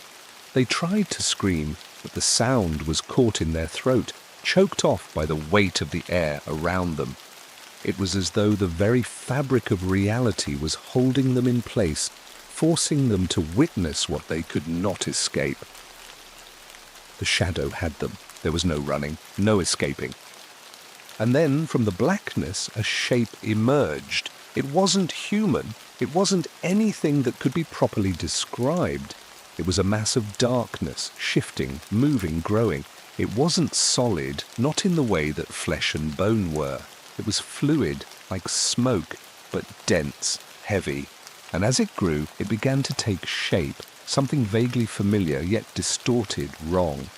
The face was the worst part, if you could even call it a face. It had no features, just a blank, hollow void where a face should have been, blacker than the rest of the shadow. It was a darkness within darkness, a deep, terrible emptiness that seemed to swallow the very light around it. "You belong to me now." The voice was low, a guttural rasp that vibrated through their bones. It echoed in their mind, resonated in their chest like a drumbeat, each word an unholy command. They tried to look away, but the darkness had consumed them completely, and they were no longer sure where the shadow ended and where they began. They were trapped. The figure, the thing that wasn't a thing, reached toward them, its form still shifting, still writhing in the air. And as it reached, they felt something inside them twist. It was like a cold hand had curled around their heart, squeezing, choking. There was a hunger in that movement, a thirst that went beyond the physical. It wanted more than just their soul. It wanted their very essence, their being. The thing wasn't just feeding on fear, it was feeding on their life. "Help," they whispered, the word slipping from their lips before they could stop it.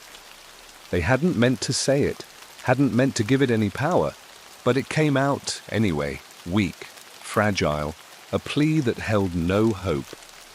"You cannot escape what you are." The voice laughed, a soft, cruel sound that vibrated in their head. "You called me here, remember? It was true, though they didn't remember when or how it had happened. Maybe it had been the moment they first noticed the shadow. Maybe it had been before that, before the shadows had begun to bleed into the edges of their vision, before the first whisper had filled their ears.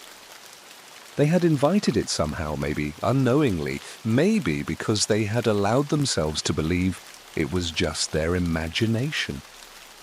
They thought of all the nights they had stayed awake, afraid to close their eyes, afraid to fall into the darkness. They thought of all the times they had heard the scratching at the door, the cold feeling that crept up their spine, the calls that came in the middle of the night. But none of that had prepared them for this.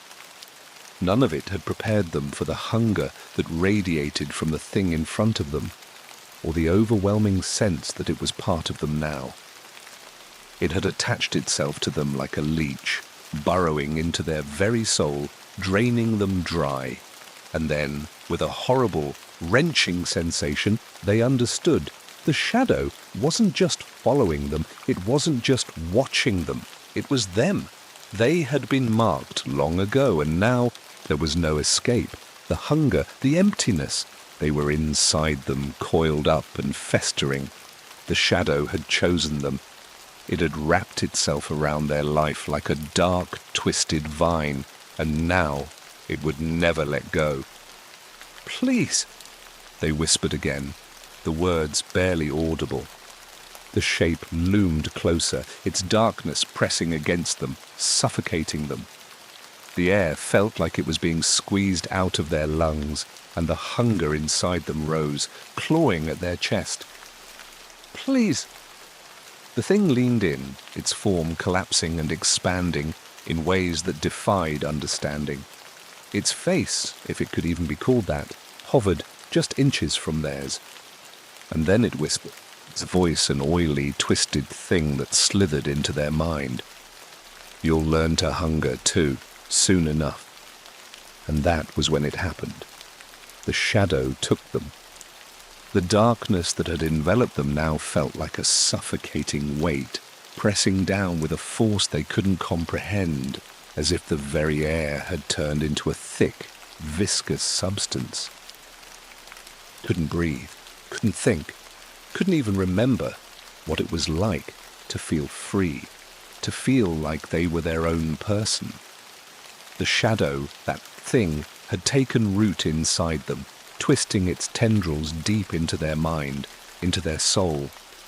And now it had become them. They weren't sure when they had stopped resisting. There was no longer any use in fighting. Every time they tried to claw their way out of the blackness, they were dragged back down deeper, the pull of the shadow more powerful than their will to break free. It whispered to them in ways they couldn't understand, cryptic, impossible things that slid like oil through their thoughts. And it felt like they were losing themselves with every passing second. The world had faded, the walls of their apartment, the light in the hallway, even the sound of traffic outside. It was all dimming, receding, like they were slowly sinking beneath the surface of a dark sea. Only the shadow remained, vast and consuming, a thing that stretched far beyond the confines of the room. And then, in the blackness, they heard a sound. It wasn't a voice this time, not exactly. It was more like a feeling, a ripple in the air, a sensation of something reaching through the dark. It was the sound of something hungry, something desperate, something that needed them. Their heart began to race again, the thumping deafening in their chest.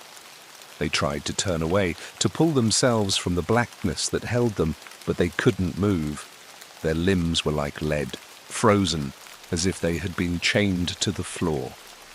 But then it moved. The shadow, that terrible, unyielding thing, began to stretch forward. It slithered like a living entity, curling itself around them, sinking deeper into their skin, into their soul. They felt it wrap around their chest, its coldness seeping through the layers of their clothes, freezing their bones, suffocating them. They could feel its hunger now, that terrible, gnawing hunger that made them want to scream but couldn't. Every fibre of their being screamed in protest, but their voice was nothing but a whisper, drowned in the consuming void. And then something broke through, a bright, painful light. It wasn't like the daylight, not at all. No, this light was wrong. It burned, searing through the darkness like a blade, cutting through the fog that had thickened around them. It was harsh, unnatural, and as soon as it touched them, they felt a sharp, stabbing pain deep inside their skull. They tried to turn away from it, but it followed them, pushing deeper and deeper into their thoughts, seeping through their veins. "You're mine now." The voice came again, but it wasn't the same voice. It was raw now, sharp and guttural, almost triumphant, but it didn't feel like their own. It felt like something else, something ancient. The shadow had become too strong, too powerful. And worse yet, it was starting to speak in ways they couldn't understand. Like an old, forgotten language, a language that felt familiar, but alien, like a memory just out of reach. But through the chaos, through the pain, there was one thought that pierced the fog, a single thought that seemed to rise above the noise of the shadow's hunger. It wasn't them anymore. They had become the shadow, or perhaps the shadow had become them.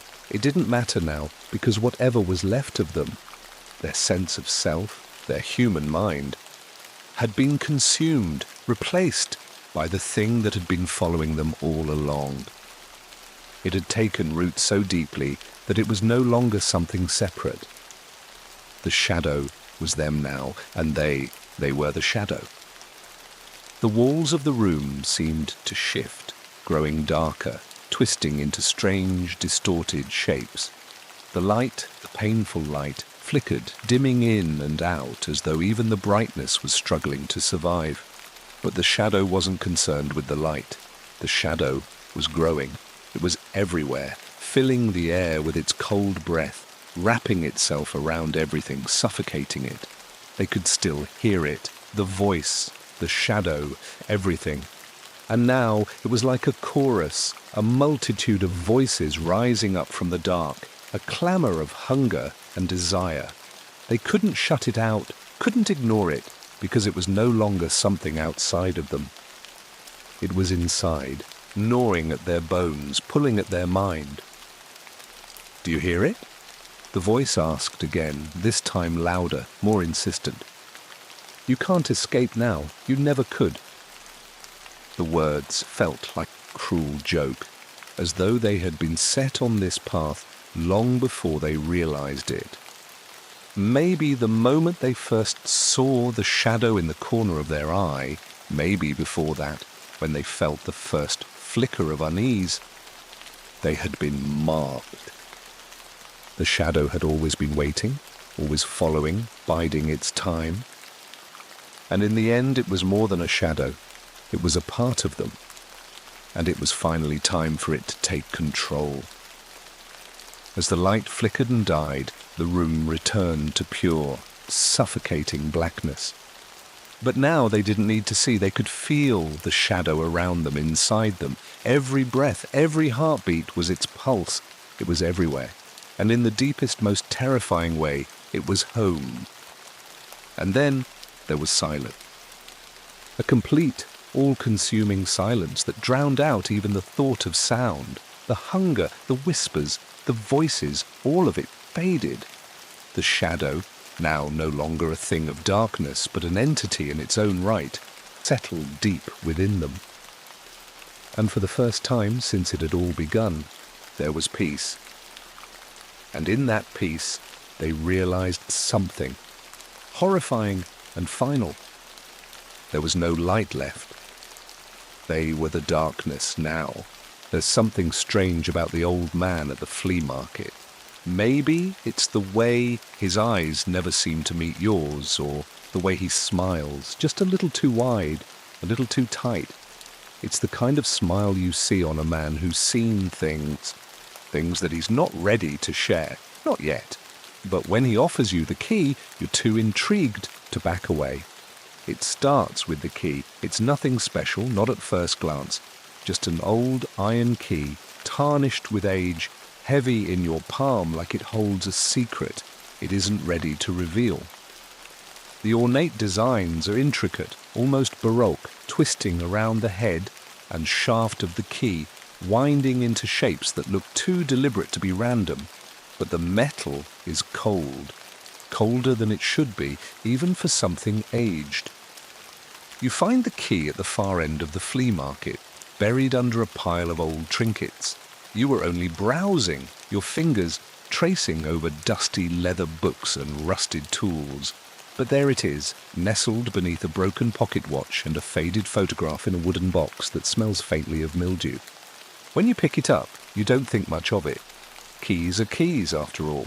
At least, that's what you tell yourself. The man who owns the booth watches you closely, almost as if he's waiting for something. The corners of his lips twitch upward, though it doesn't quite reach his eyes. "Interesting piece, isn't it?"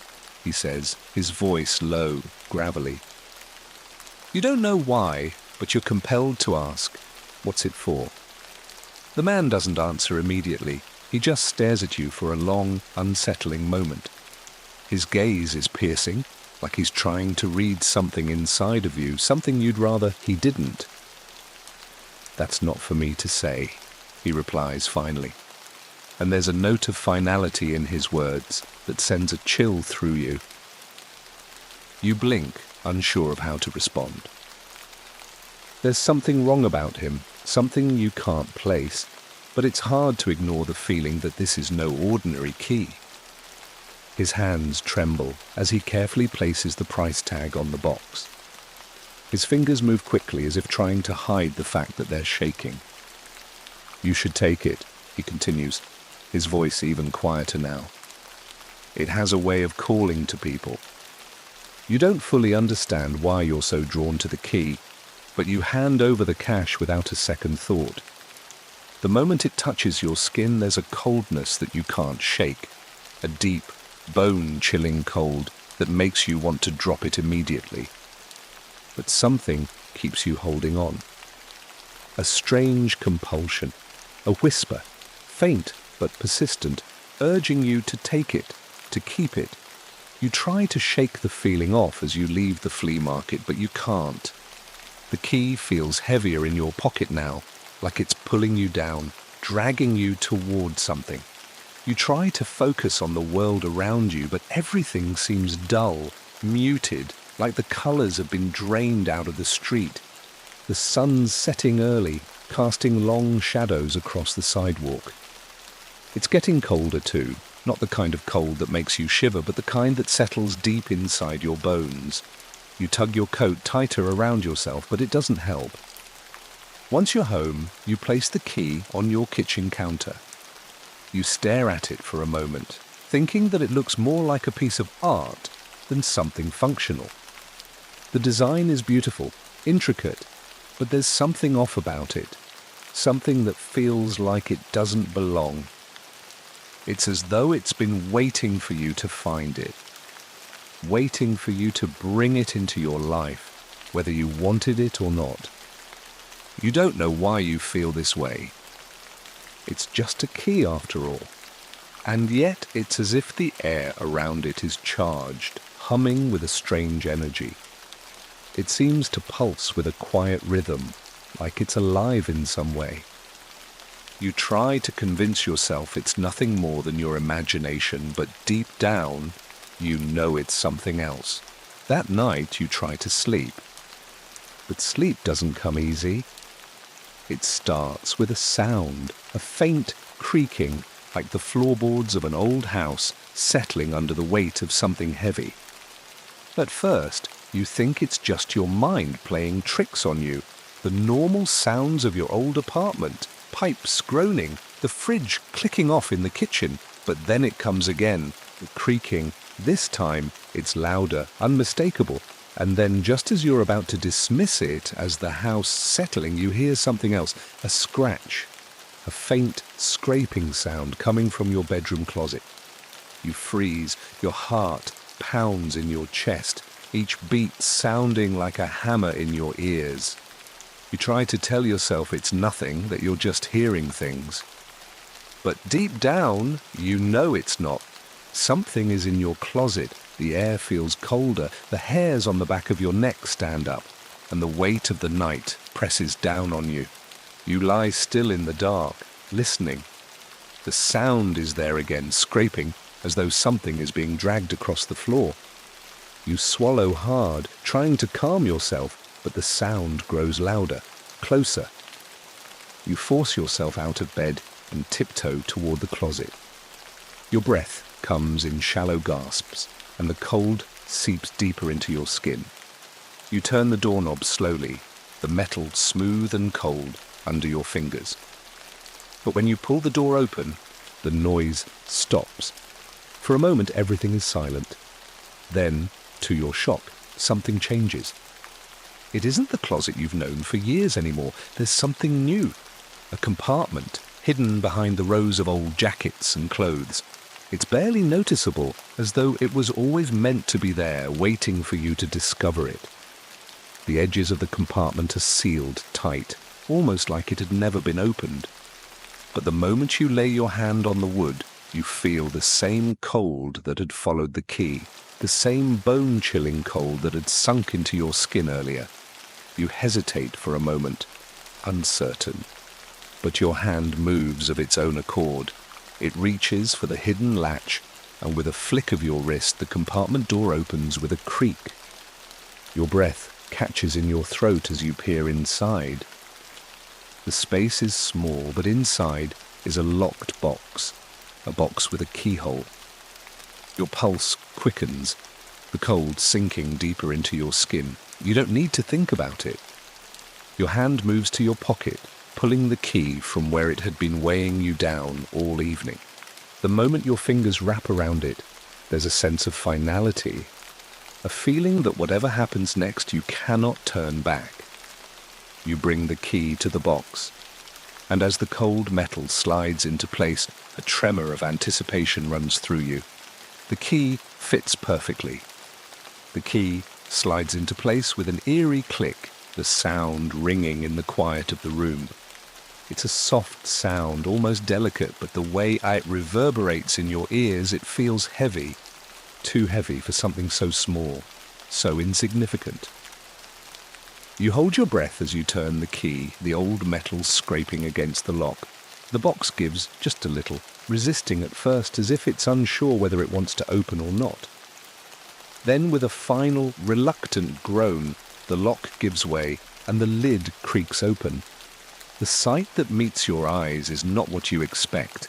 It's not some forgotten trinket, some old, sentimental artifact hidden away by time. No, this is something else.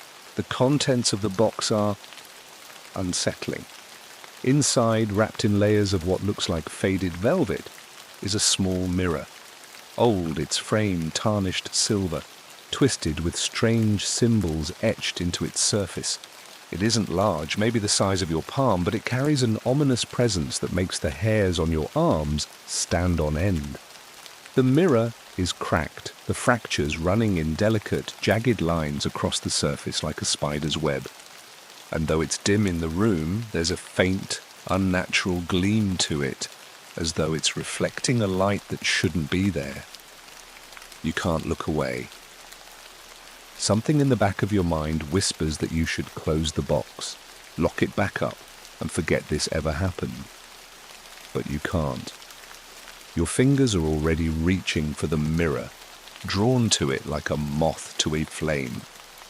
As you pull it from the box, the chill in the air deepens, temperature in the room dropping significantly.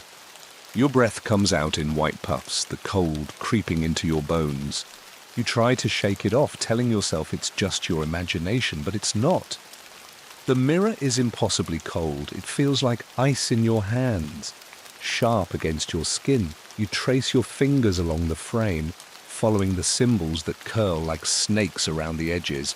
The markings are strange, nothing you've ever seen before, and they seem to pulse with a life of their own, like they're changing when you aren't looking. You lift the mirror to your face. The reflection stares back at you, but something is wrong.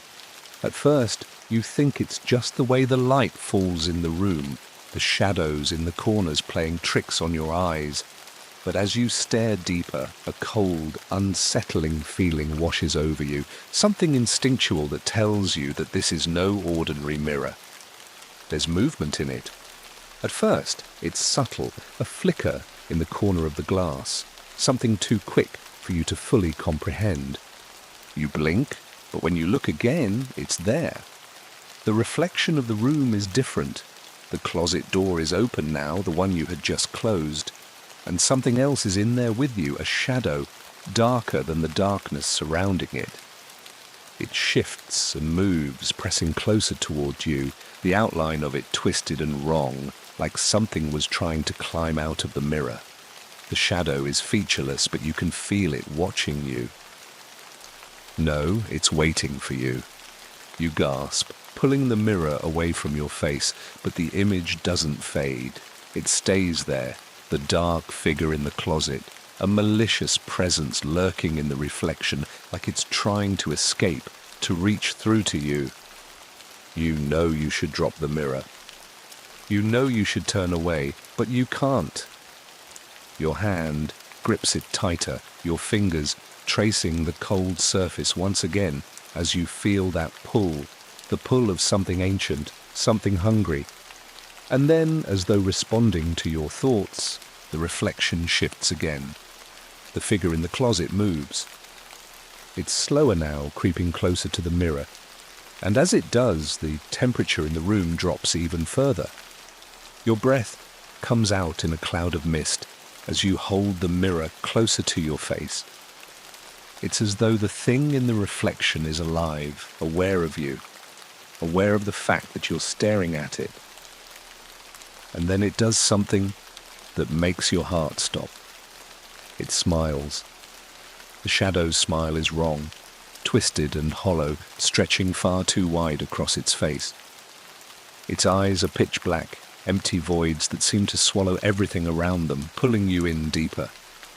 You blink, your vision blurring, but when you look again, the figure's smile is wider. It's almost as if it's mocking you, savoring your fear, feeding on it. You drop the mirror in panic, the glass hitting the wooden floor with a sharp crack. It's only then that the cold retreats slightly, as though it had been clinging to you, feeding off of your terror. The shadow in the mirror disappears, but you know it's still there. You can feel it. You can feel its presence pressing against your skin, suffocating you, its hunger lingering in the air like a stifling fog. The mirror lies in pieces on the floor, cracked and jagged, but even now, there's something in the broken shards. The pieces reflect more than just your terrified face. They reflect something else, something moving, something watching. You're not sure how long you stand there, staring at the broken fragments. The room feels wrong now, as though the walls are pressing in, closing around you. The air feels thick, saturated with something heavy and oppressive. But no matter how much you want to walk away, to leave the mirror behind and forget about it all, you know you can't.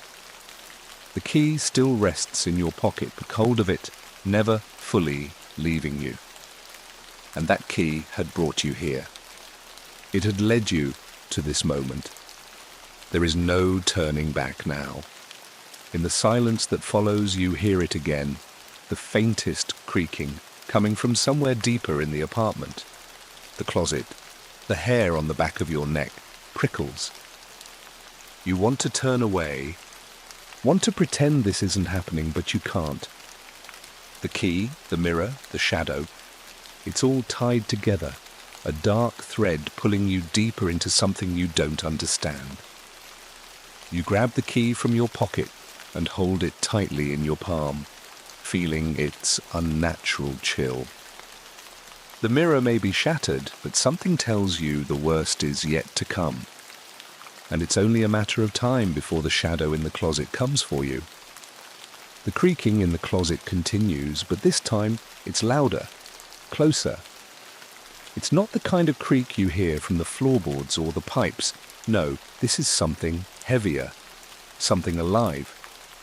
Something that's been waiting, watching, and now it's moving. You stand frozen, the key still clenched tightly in your hand, your mind racing, your heart pounding in your chest. You had thought that opening the box, pulling out the mirror, was the worst part, but the truth is much darker than that. The mirror didn't just show you a shadow, it was the shadow, and now it's trying to come through. You want to run, you want to scream, to bolt for the door, to throw yourself out into the night and never look back. But your feet won't move. The cold has sunk deeper into your bones, and your body feels as if it's been paralyzed, frozen in place by some unseen force. The closet door stands slightly ajar, just enough to give you a glimpse of the darkness within. It's waiting. The air in the room grows thick with a suffocating weight, like the world is holding its breath. You can hear your own heartbeat, each thud reverberating in your skull, louder and louder, drowning out everything else. But then the creaking from the closet changes. This time it's a scratching, the kind of sound you hear when nails scrape against wood, but it's deeper, more guttural, as if whatever is in there is trying to claw its way out. Your throat goes dry. You force yourself to take a step forward, just one, but your body feels heavy, unwilling, like it's being pulled down into the floor. You don't know why, but you can't stop. You can't look away. Something in you knows that you need to confront this, whatever it is, or it will follow you forever. It has already made its presence known, through the key, through the mirror. And now it's in your closet. The cold is unbearable now, wrapping itself around your neck, like fingers squeezing. The key in your hand feels heavier than it did before, colder. Almost like it's alive too, feeding off the fear that's gripping you. You don't want to turn the handle, don't want to see what's waiting inside, but you know you will. You have to. You reach for the closet door, your fingers trembling as you grip the handle. The metal is slick with cold sweat as you twist it, the sound of the latch clicking like a countdown. The door creaks open, but not the way you expected. It's as if it's been forced, as if something or someone was holding it shut on the other side. And then you see it.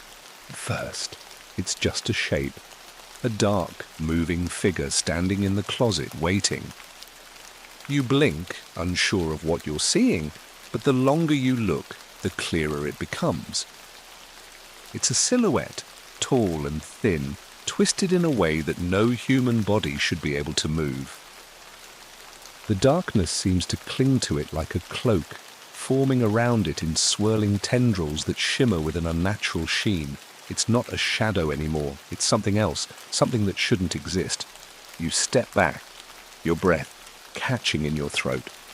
But as soon as you do, it moves. The figure shifts in the darkness, and your heart lurches in your chest. It's like watching a nightmare come to life, slow and agonizing, the way it stretches toward you with limbs that bend in unnatural angles. You try to look away to retreat, but your body refuses to move. The air around you thickens, and you know that if you don't act, if you don't do something now, it will take you. The key in your hand feels hotter, almost burning your palm, as if it's reacting to the thing in the closet, as if it's drawing power from whatever is inside.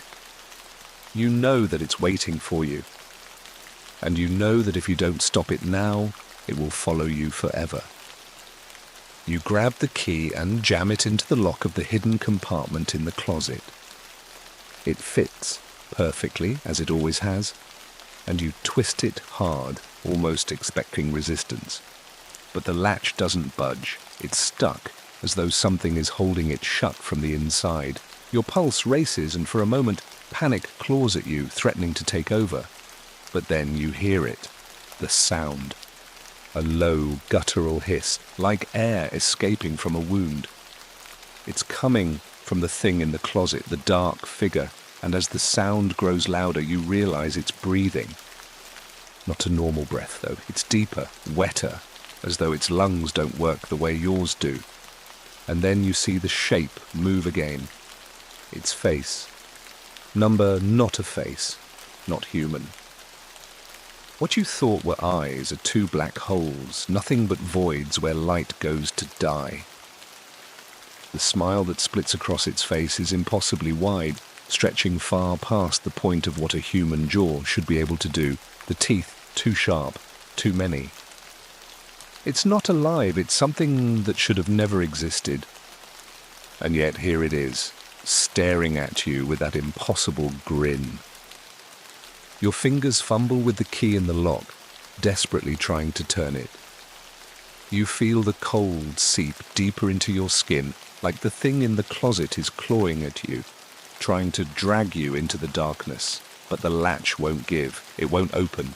The sound from the closet intensifies, a scraping noise like claws on wood. The air thickens, heavier now, almost suffocating. You can't breathe, can't think. All that matters is the door, the key, the lock. You turn it again, harder this time, and then the latch gives way. For a moment, there's nothing. Silence. The thing in the closet stops moving. The air around you stills. You're not sure if it's dead or waiting, but you know you can't wait. You know you have to end this now, before it drags you into its world. You throw open the compartment door. Inside, there's nothing. Just a space. A small, empty hole, barely big enough to fit your hand. But there, at the bottom of the compartment, lying on the cold floor, is a scrap of paper. You reach for it, your fingers trembling, and as soon as you touch it, the coldness amplifies, shooting through your spine like electricity. The paper is fragile, old, so old it threatens to disintegrate in your hand. But it's the words on the paper that freeze your blood. It's not just a key, it's the door. It always has been, and then you hear it. The movement, the sound of footsteps in the closet slowly approaching. Closer, it's coming. And you realize with a sickening certainty that opening the door has only made it stronger. The air is thick, suffocating, as if the very walls of your apartment are closing in around you. The cold, that ice-cold dread, wraps itself around your chest like a vice, squeezing the breath from your lungs. You can't breathe. You can't think. All you can do is stare at the scrap of paper in your hand. It's not just a key, it's the door. It always has been. The words swim in your mind, twisting and turning like they're meant to mean something you don't want to understand. You feel them gnawing at you, scratching at the back of your brain, urging you to make the connection, to realize the truth that's sitting right in front of you. But you don't want to. You can't. Because if you do, if you truly understand what it means, you know that there's no turning back. The scraping noise from the closet continues, dragging your thoughts back into the present. The darkness in the corner of the room is alive in a way you can't quite comprehend. You can feel it moving, shifting, waiting for you to make the next move. The key, the mirror, the closet, it's all tied together. And now you understand. This isn't just some haunted object or cursed trinket. This thing in your closet has been waiting for you. The key isn't meant to unlock anything in this world. It's meant to open the door to another one. And you've already crossed the threshold. You turn to face the closet, the door hanging open wide enough to reveal the shadowy figure still waiting inside. Its presence is a crushing weight in the room, pressing against your ribs, suffocating you. The thing in the closet doesn't just stand there anymore. It's moving, its twisted form bending and stretching as it crawls toward you, like something trying to break through the seams of reality itself. Its eyes, those dark, empty pits, are locked on you, watching you. The grin is still there, stretched wide across its face, but now there's something more. A hunger, a yearning, and it's coming for you. Your legs finally move, but not of your own volition. They carry you forward, toward the closet, toward the thing that has been waiting for you, pulling you into its web. The mirror, the key, they have done their work. The door is open and there's no turning back. You reach out, trembling, and close the closet door. But the figure doesn't disappear. It doesn't vanish. The door feels wrong in your hands now, warped. The shadow presses against it, pushing back from the inside. You can feel it, it's waiting. The pressure on the other side is relentless, as though the thing is trying to break through, clawing at the wood, dragging itself closer. You step back, heart racing, mind spinning. You have to do something. The key is still in your hand. And you know somehow that it's the only thing that can stop this. But it isn't just a key, it's the key to the door. It always has been. You know now that the key isn't meant to lock you out, it's meant to lock you in. It's the gateway between worlds. You can feel it in your bones. Feel the darkness pulsing through the walls, through the floor. It's everywhere. You're already inside it. And just when you think you can't stand it anymore, the closet door flies open. You're not prepared for it. You're not prepared for the flood of wrongness that spills out. The air, the space, the room itself bends, warps, as though it's been turned inside out. The thing in the closet is no longer a shape. It's a nightmare made real, stretching, writhing, twisting itself out of the darkness like something out of a child's worst dream. It's too big, too tall, its limbs long and spindly, like branches from a dead tree. The dark sheen of its skin glistens under the dim light. And the teeth are the worst. They're too many, too sharp, filling its mouth like jagged stone, ready to tear through you, to pull you apart. Its smile is wide, impossibly wide, stretching from ear to ear, a grin so unnatural that it sends a wave of bile up your throat. It wants you. It's hungry, and it's been starving for a long time. You stumble back, but you can't get far enough away. The walls are closing in, pressing against you. The cold seeps deeper into your bones. Your vision starts to blur, and you feel yourself sway, almost like you're drifting in and out of consciousness. But then through the haze, you see the key. The key in your hand is glowing faintly, its coldness now like fire, searing into your skin, forcing you to look at it. And then without thinking, without even knowing why, you hold it up. You hear it deep in the back of your mind, a whisper, a hiss. Unlock the door. The voice is familiar. It's the same voice that told you to take the key in the first place. The same voice that promised you answers. But now you realize it wasn't offering answers at all. It was offering access to something much worse than you could ever imagine. The thing in the closet is closing in on you, its claws scraping against the floor, its breath hot and rancid. You don't know what's going to happen next, but you know you can't let it touch you, you can't let it take you. Not yet. Not until you understand what the key really means. Your heart is a drum in your chest, each beat louder than the last. The darkness in the room pulses in rhythm with it, a sickening living thing. And then you understand, key isn't just opening a door, it's opening a portal. And whatever is coming through it isn't just the thing from the closet. It's the thing that was always there, waiting for you. You have no choice. You turn the key in the air, feeling its weight shift in your palm. The metal hums a low, vibrating sound that grows louder, deeper until it fills the room. And then there's a crack, sharp and sudden like the breaking of glass. And the room shifts. The walls bend inward as though they no longer know their place. The air grows thick, unbearable, until it feels like you're suffocating.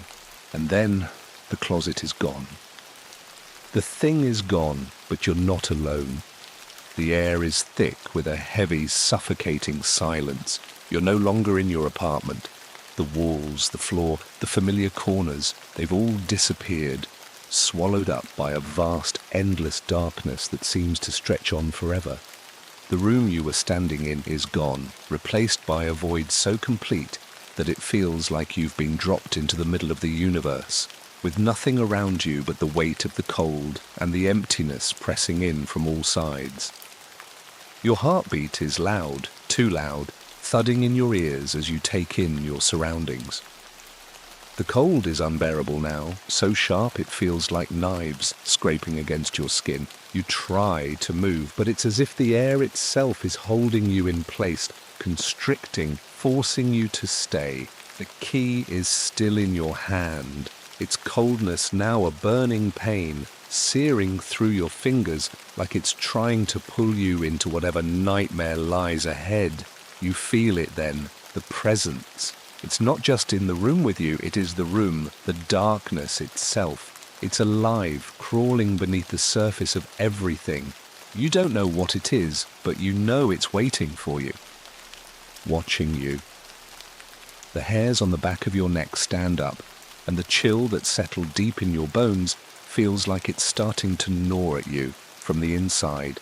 The key is still burning in your hand, but you can't bring yourself to drop it.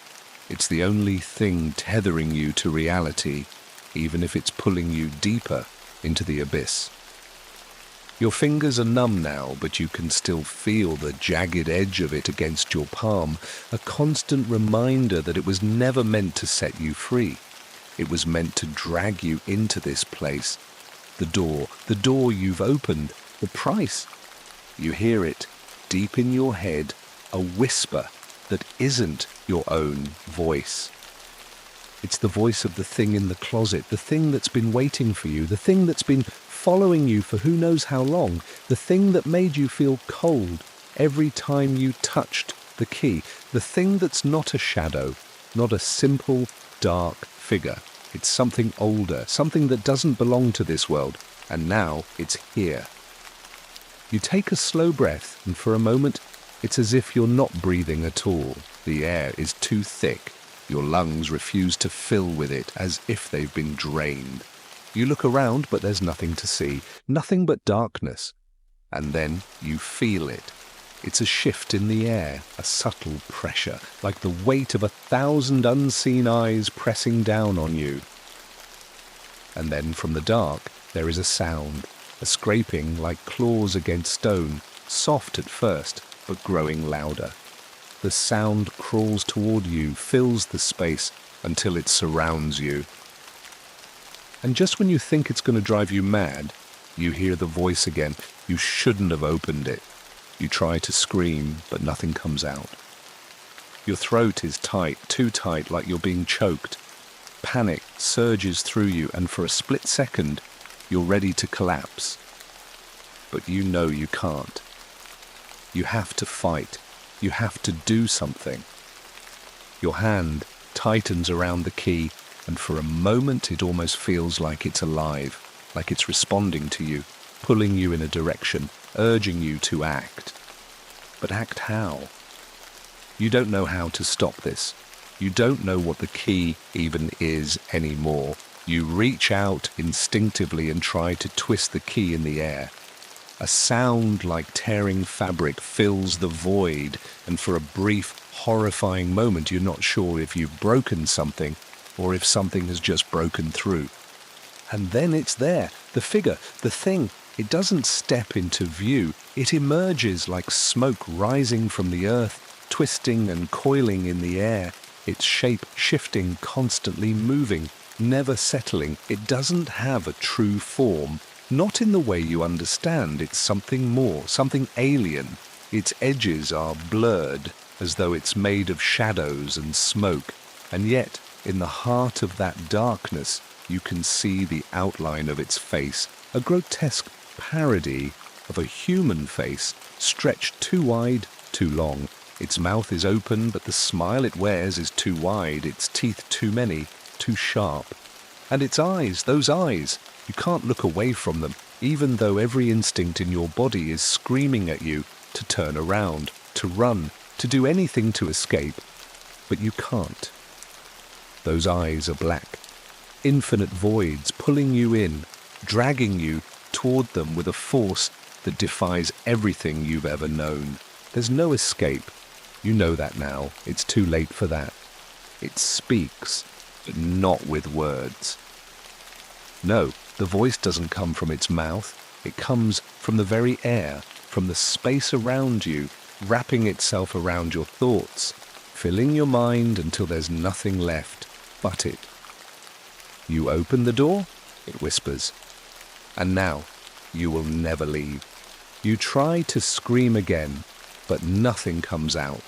There's no sound, no movement, just the pressure, the weight of its presence crushing you. You drop the key, but it doesn't fall. It hangs in the air, glowing with a faint, unnatural light, and you realize something horrible. The key is the thing. It was never meant to open anything. It was meant to lock you here. The darkness presses in around you, suffocating, relentless. You feel the weight of it, of everything you've unleashed. And then you hear the final, most horrifying sound of all, the click of the door.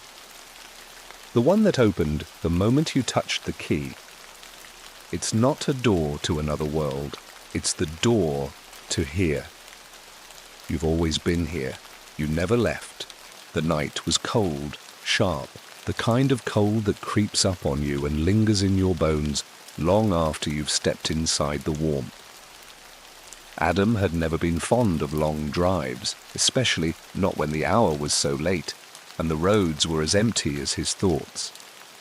The headlights of his car cut through the thickening fog as he cruised down the winding highway, but it didn't seem to matter. The road stretched endlessly like some sick joke, leading him toward the same nothingness, the same isolation. He'd been on this road for far too long. The small towns and sleepy neighborhoods had blurred into a shapeless mess, and even though he knew he'd been driving for hours, it felt like he hadn't gotten anywhere at all. The hum of the engine and the sound of tires skimming across the pavement had become a dull throb in the back of his mind. But it was the stretch of road ahead that unsettled him. That one bend in the highway, just past the last crooked sign, that beckoned him with a strange pull. He wasn't sure why he thought it would be different this time. He'd taken the same route countless times after all. But tonight, for reasons that were entirely beyond him, he felt like he had to veer off the highway. Something about the trees on the side of the road, tall and dark, their branches twisting in unnatural ways, seemed to call to him. He knew he shouldn't do it. He'd heard the stories, the warnings. Don't take the shortcuts through the woods. It was a phrase that had been passed around since he was a child, muttered by the old-timers at the diner or the local gas station attendants. But who cared about that now? The road was endless, and Adam had begun to wonder if he'd ever reach his destination. Wasn't it worth just a small detour? A little exploration? Something new? He turned the wheel, pulling off the main road and down a narrow gravel path that seemed to materialize out of the mist. The gravel crunched under the weight of his car, the sound sharp in the stillness of the night. He tried to shake off the nagging feeling at the back of his mind, the sense that he might be making a mistake. But his curiosity, his need for something different, something new, won over. The trees surrounding him grew denser as he pressed on. Their branches stretched across the path like skeletal hands, reaching for the sky or perhaps for him. They seemed to close in around him, pressing in from all sides. There was something strange about the silence here. The usual sounds of crickets, rustling leaves, the wind, none of it. It was a dead kind of quiet, suffocating in its stillness. Adam rolled down his window, hoping to catch some fresh air, but the chill outside was unnerving, like the night itself was waiting for him. "Should have stuck to the main road," Adam muttered to himself, pulling his jacket tighter around him. The air was thick, heavy with something that made the hairs on the back of his neck stand on end. He pushed the accelerator, urging the car forward as the trees seemed to get even thicker, closer. The headlights flickered for a moment, but it was enough to send a sharp twinge of unease running through him. And then, just as suddenly as the road had appeared, it narrowed. The trees on either side were no longer just trees. They were dark, twisted things, their bark gnarled and warped, their branches bending in ways that seemed unnatural. Adam squinted through the windshield, searching for some sign of where the path was leading him. The road had become nothing more than a thin strip of dirt now, and the car's tires skidded as it hit a patch of loose gravel. He had no choice but to stop. The headlights fell on something strange. It was a sign, half buried under layers of dirt and grime. The edges were jagged as though it had been through something violent. And the words, Adam could barely make them out, but they seemed to glow faintly in the dim light. "Do not enter." The words were so faint, so worn down they barely seemed to register, but something about them made his stomach churn. His hand hovered over the gear shift, and he hesitated. What was he doing? He'd been on this road for too long. The night had already begun to stretch and warp around him. Was it even worth it to turn around now? Adam's eyes darted to the rearview mirror. He expected to see the familiar stretch of the highway, but all he saw was a thick blackness pressing in on him like a suffocating weight. He couldn't see the way back, and the fog, it seemed, had completely consumed any trace of the road behind him. For a brief, fleeting moment, panic rose in his chest. His mind spun, a dull ache creeping through his skull. It was too quiet, too empty. What the hell had he done? The engine sputtered, the headlights blinked again, and then, in that terrifying, surreal moment, it happened. The world around him shifted. The trees, the path, the road, everything seemed to change. No longer was he standing at a fork in the woods, deciding whether to turn back. He was simply there on the road, and the world, it felt different. The air tasted wrong now, colder, heavier, as though something unseen was watching him. Adam took a deep breath, fingers gripping the wheel, and started the car again. He glanced at the rearview mirror, but there was nothing but shadows. The road stretched ahead, dark and empty, like a tunnel without an end. There was no sign of the turn he had just taken, no sign of the sign he'd passed. Just more road. The road was never ending. The landscape had become distorted. The trees, now twisted and dark, loomed like silent sentinels watching his every move. The gravel path beneath the tires had faded, replaced with a stretch of asphalt that seemed to go on forever. The fog seemed to grow thicker around him, obscuring his view, leaving him feeling adrift in a world that no longer made sense. Time seemed to lose all meaning. He glanced at the clock on the dashboard. 2:35 a.m. He checked it again. 2:35 a.m., the same time. It had to be a mistake. He couldn't have been on this road for more than a few minutes. But the time on the clock didn't change. The road didn't change. The trees, those sinister shapes, stood the same, staring at him with their gnarled, twisted branches. The sound of the car's engine, its tires scraping against the pavement, was the only noise in this endless silence. It was the only thing that seemed real. The road stretched on, offering no sign of an end, no indication of which direction he was heading. How far had he driven? How long had he been on this road? He tried to remember, but the more he thought about it, the more his mind tangled, lost in a web of confusion. No turning back. A strange, heavy weight settled in his chest, and he slammed the brake, forcing the car to stop. He was done. Enough was enough. His hand trembled as he reached for the door, but before he could open it, something caught his eye in the distance. A figure. A person, standing in the middle of the road. The figure stood motionless in the middle of the road, its silhouette barely visible through the thick fog that had rolled in from nowhere. Adam's eyes narrowed, trying to focus, to make sense of what he was seeing. It was too far off to make out any details, just a dark shape in the distance, a human form that seemed unnaturally still. He couldn't make out a face. In fact, he wasn't sure he wanted to make out a face. He knew enough about fear, about the kind of things that lurk at the edges of reality, that sometimes it was better not to know. But there it was, standing in the middle of the road, a figure frozen in place, like something in a dream. His hands tightened on the steering wheel. His breath quickened, his chest was tight, and the air around him felt heavier, almost as though it was trying to drag him down. The fog was thicker now, swirling around the car in ghostly tendrils.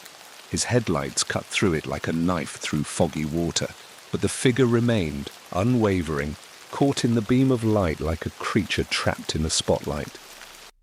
Adam swallowed hard. He shouldn't have come down this road. This was a mistake. The wheels beneath him creaked as he pressed on the gas, and the car lurched forward. But still the figure didn't move. It didn't shift. It didn't do anything. It was as if it was waiting for him to do something, to make the next move. Adam hesitated. The trees were close now, their twisted shapes looming on either side, pressing in from all directions. The road stretched before him like an open maw, an abyss that he couldn't escape. No matter how far he went, it felt as if the path was already set for him, a path that had no end. The fog thickened around him, clinging to the windshield, turning the world outside into a vague smear of white and grey. He could see the figure more clearly now, standing in the center of the road, a shadow against the shifting light.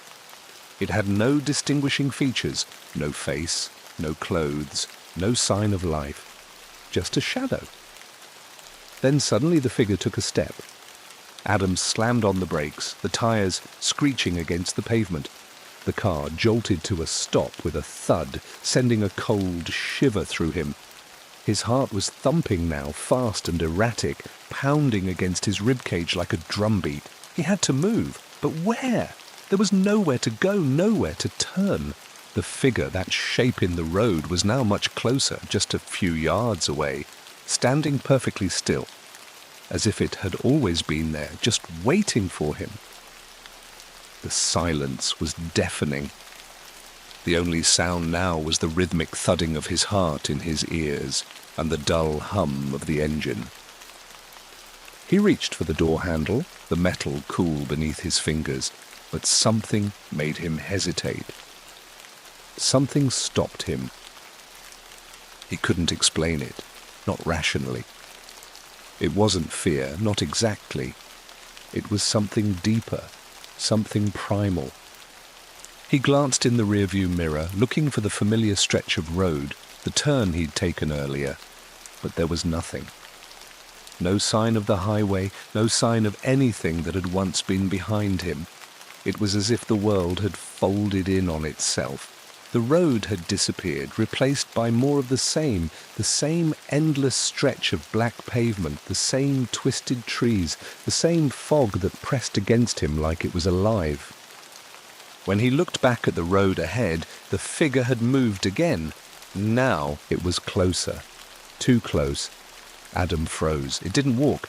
It floated, gliding effortlessly toward him, its form still just a shadow in the fog. But now, in the dim light, he could see something unnatural. Its limbs were stretched, too long, too thin, like broken branches reaching out for him. It had no face, but somehow Adam could feel its eyes on him. There was a presence there, an oppressive weight, like the air had turned to lead. He could feel its hunger, its thirst, its malice, an ancient malice, old as the earth itself. A sudden coldness swept over him, sharp like a knife, scraping across his skin. His breath came in shallow gasps, and he didn't know why, but he couldn't tear his eyes away from it. The figure in the road. It was moving, gliding closer, its steps, if you could even call them steps, dragging through the mist as if it was no longer part of the world Adam knew. It stopped right in front of the car, and for a moment, just a moment, the fog cleared enough for Adam to see it in full. The figure's limbs were long, impossibly so, and they twisted, jerked at odd angles, as if it were moving through the air in slow motion. The shadow it cast was darker than the night itself, bending and stretching in ways that made no sense. And then the voice came, a whisper. Low, software, turn back. Adam felt it in his bones, the pressure, the weight of the words, as if they had been carved into his mind. His body locked up, a sudden paralysis sweeping over him, making his muscles heavy and unwilling to obey. His mouth was dry, his tongue thick and useless in his mouth. He wanted to speak, to ask, to demand answers, but the words stuck in his throat. The figure moved again. It didn't speak. It didn't need to. The message was clear. The warning was clear. And then Adam realized something he hadn't allowed himself to understand. He wasn't alone on the road. Not anymore. The figure wasn't there just to warn him. It was there to watch. And now it was moving toward him again, slowly, deliberately, its limbs stretching unnaturally as it glided closer to the car. Please, Adam whispered, his voice barely a breath in the thick air. His fingers trembled on the wheel. But it didn't matter. The road didn't care. The trees didn't care. The darkness itself didn't care. It was as if the world had forgotten its rules, forgotten what it was supposed to be. The air itself felt wrong, bent and twisted, like everything in this place had been warped, reshaped to serve some purpose Adam couldn't comprehend. Turn back, it whispered again. Adam's heart pounded harder. The voice wasn't coming from the figure anymore. It wasn't even coming from the air. It was inside his mind, threading through his thoughts like a bad memory, like a nightmare he couldn't escape. The figure was almost upon him now, its dark form growing larger, looming over the hood of the car. Adam could feel the presence of something behind him. He glanced quickly over his shoulder, expecting to see something creeping out of the darkness, something that he couldn't quite understand. But the fog remained as it always had, a stagnant void that stretched endlessly, consuming everything in its wake. He gripped the steering wheel tighter, his knuckles white. The figure reached the window, and the world stopped. The figure reached the window. Adam's hand trembled on the steering wheel as the presence pressed in on him, suffocating, like the air was getting thicker, more dense, more alive. He couldn't look away. He didn't want to, but he couldn't help it. His eyes were locked on that twisted form, standing at the window, a shadow stretching impossibly tall against the fog that had swallowed everything around him.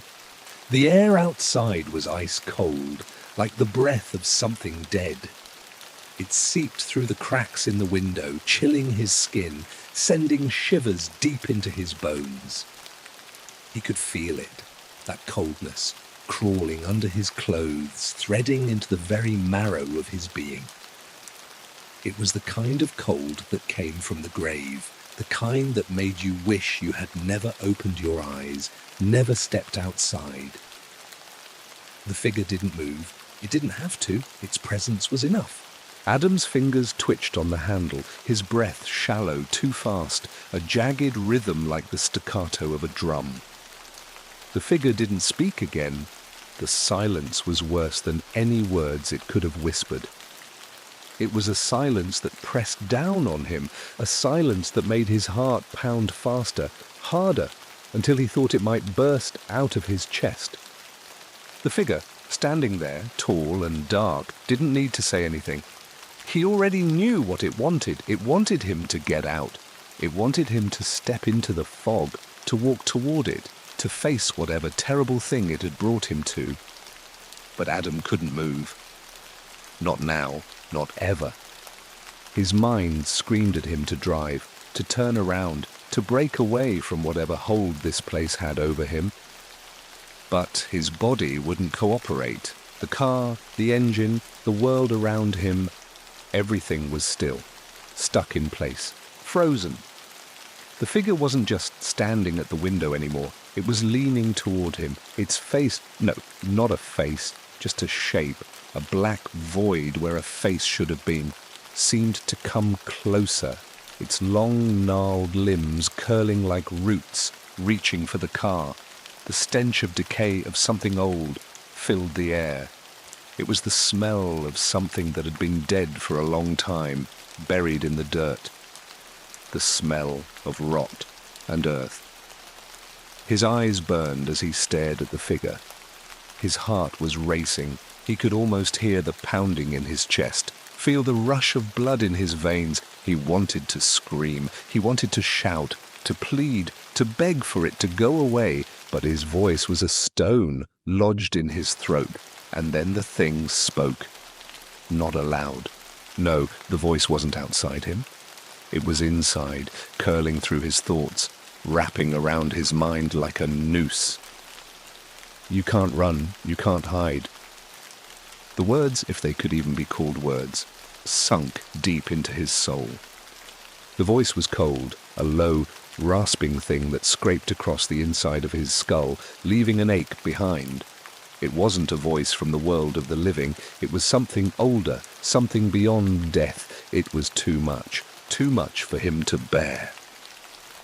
Adam's hands were shaking violently now. He tried to grip the wheel, but his fingers were slick with sweat, slipping on the leather.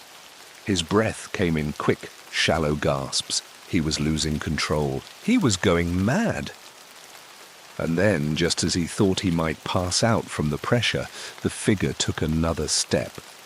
It wasn't walking. It wasn't moving in any human way. It floated just inches from the window, its dark body hovering in place like it was made of smoke. Its limbs twisted and elongated as it drew closer, impossibly long, stretching further, its form bending and warping as if the laws of nature themselves had been violated. The window was down.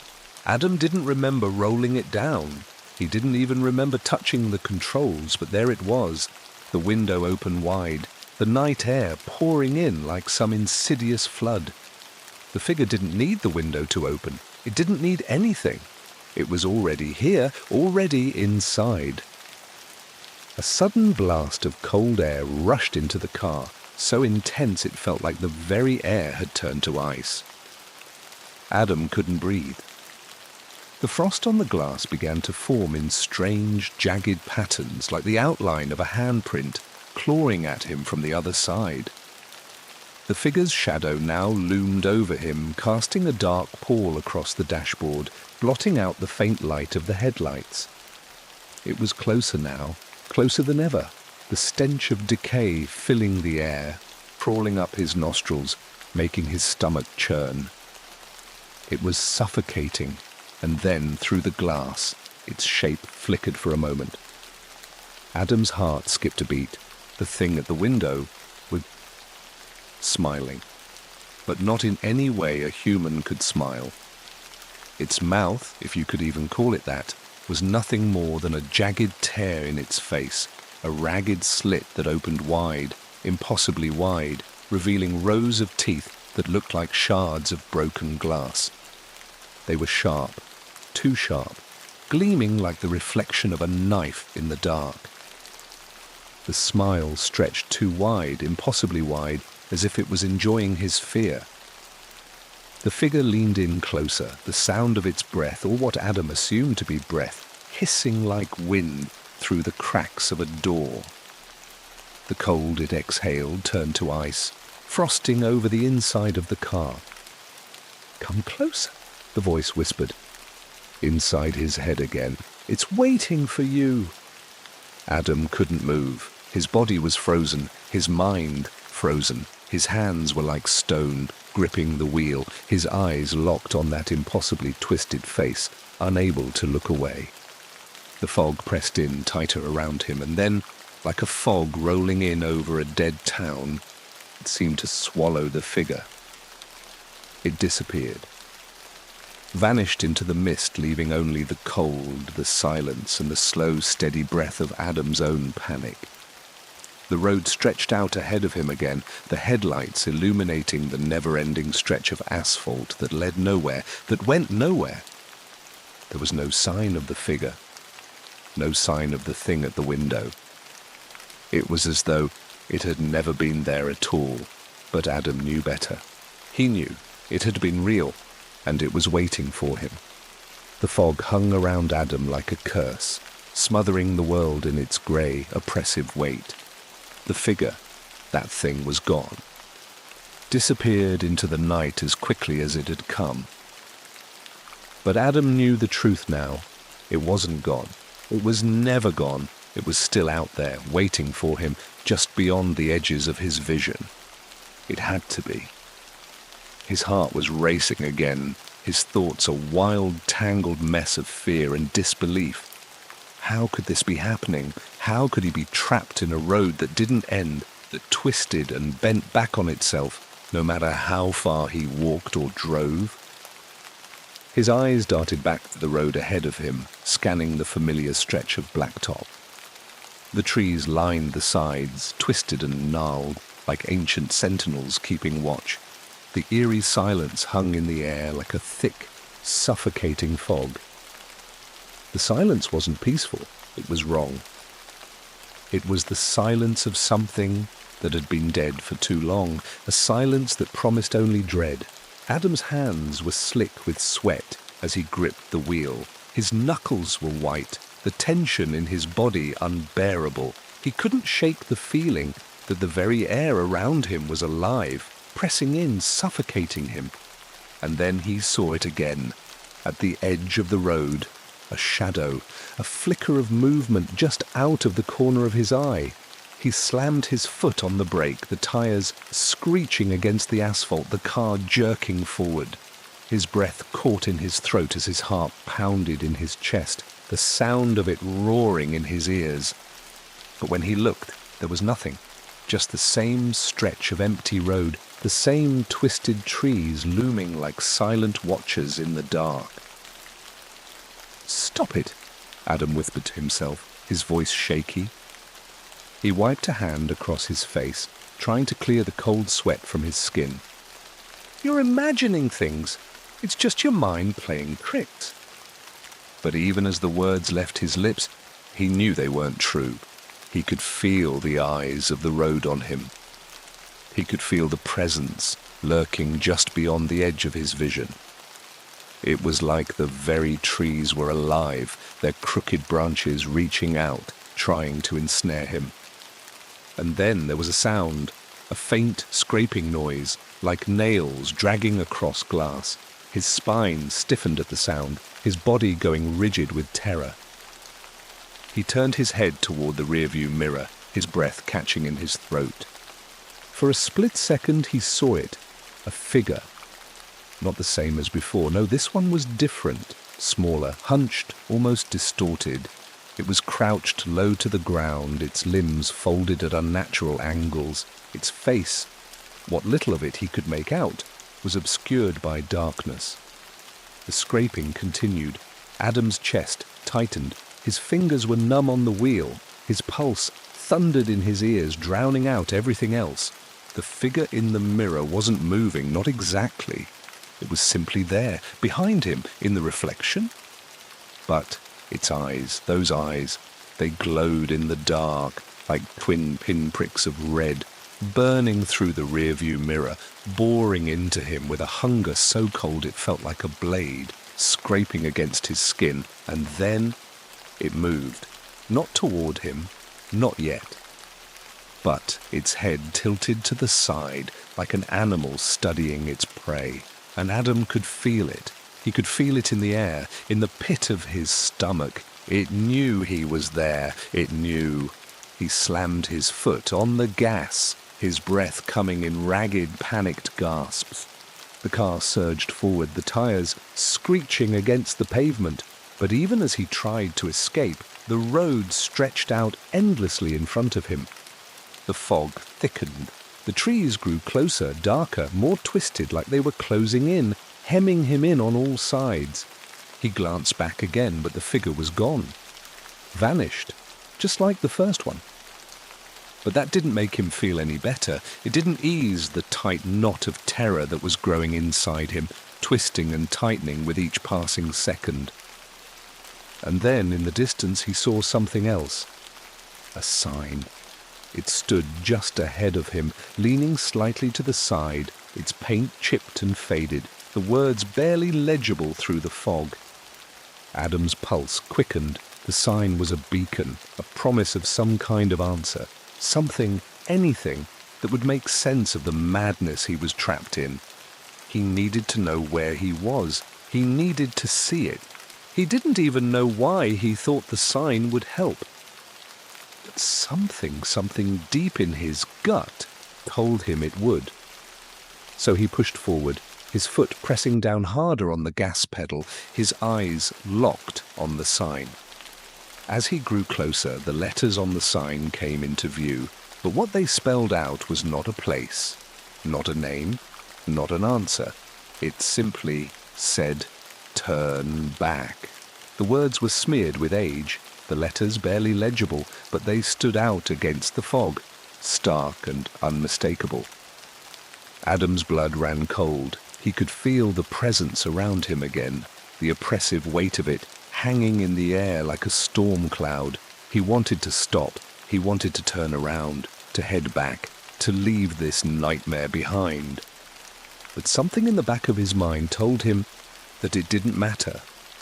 It wouldn't matter. There was no escape from this road, no matter how far he drove.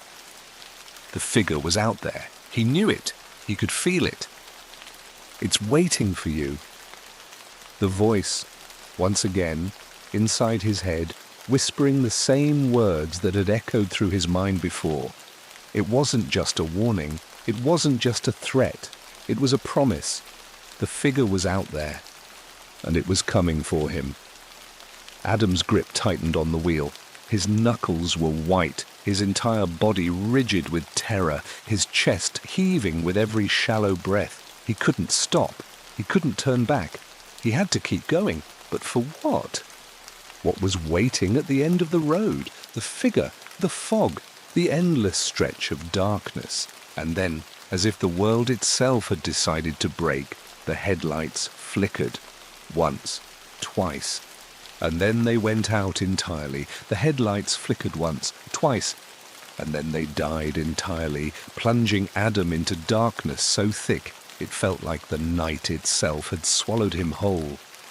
The low hum of the engine was the only sound left, a quiet reminder that, for now at least, he was still alive. But alive in what? In a world where the rules no longer made sense. The road stretched out in front of him, now nothing more than a black void, no signposts, no trees, no familiar landmarks to guide him. He could feel the weight of the darkness pressing in on him from every side. The fog had turned into a suffocating blanket, clinging to his skin, wrapping around him like a shroud. The air felt alive, as if it could reach in through the car's thin walls and tear him apart from the inside out. He fumbled for the headlights, hands shaking so violently he nearly missed the switch. When the lights flickered back to life, they were dim, struggling against the overwhelming dark, but they illuminated nothing but the road ahead, the same endless stretch that led nowhere, that bent back on itself in a cruel, mocking loop. Adam's heart pounded in his chest, his breath coming in ragged gasps. Sweat trickled down his back, his hands slick with the cold sweat of terror. His throat was dry like he hadn't drunk in days, and his mouth tasted of metal, as if fear had soaked into his very bones. The road was endless. He knew it now. The trees were mere shadows, stretching in every direction, their twisted limbs like fingers clawing at the dark sky. The air seemed to tremble with the weight of unseen things, things that had been here long before Adam ever set foot on this road. And then, through the fog, he saw it, the figure. It was standing in the middle of the road again, just like before, but this time there was something different about it, something more real. The form was clearer, more defined, like it was no longer just a shadow, no longer just a spectre born of the fog. It had substance now, substance that seemed to shimmer, like something was bleeding through from the other side. Adam's breath caught in his throat, a sharp, desperate gasp, as his foot slammed down on the brake. The tires squealed against the asphalt and the car jerked forward. But it didn't matter. The figure was still there, standing tall and motionless, its limbs stretched out unnaturally long, like some grotesque parody of the human form. Its face was a dark void, a swirling blackness where a face should be, and the emptiness behind it seemed to pull at the very fabric of reality, like it was waiting for something, or someone, to fall into it. The car came to a halt a few feet away from the figure. Adam's hands trembled violently on the wheel, his mind racing. He didn't know what to do. There was no way out, no escape. He could feel it now, the presence, the pressure, the weight of something ancient, something that had been here long before he'd arrived. It was watching him, waiting for him to make his move. It's time, the voice. Again, inside his head, it wasn't a whisper this time. It was louder, more insistent, as if it were pressing against his mind from all sides. A cold, guttural voice that didn't belong in the world of the living. You can't run! The fog pressed against the windshield, thickening, swallowing the light from the headlights until all he could see was the figure in front of him, blocking his way forward, its black shape twisting and writhing in the dark. Adam swallowed hard, the dry lump in his throat painfully tight.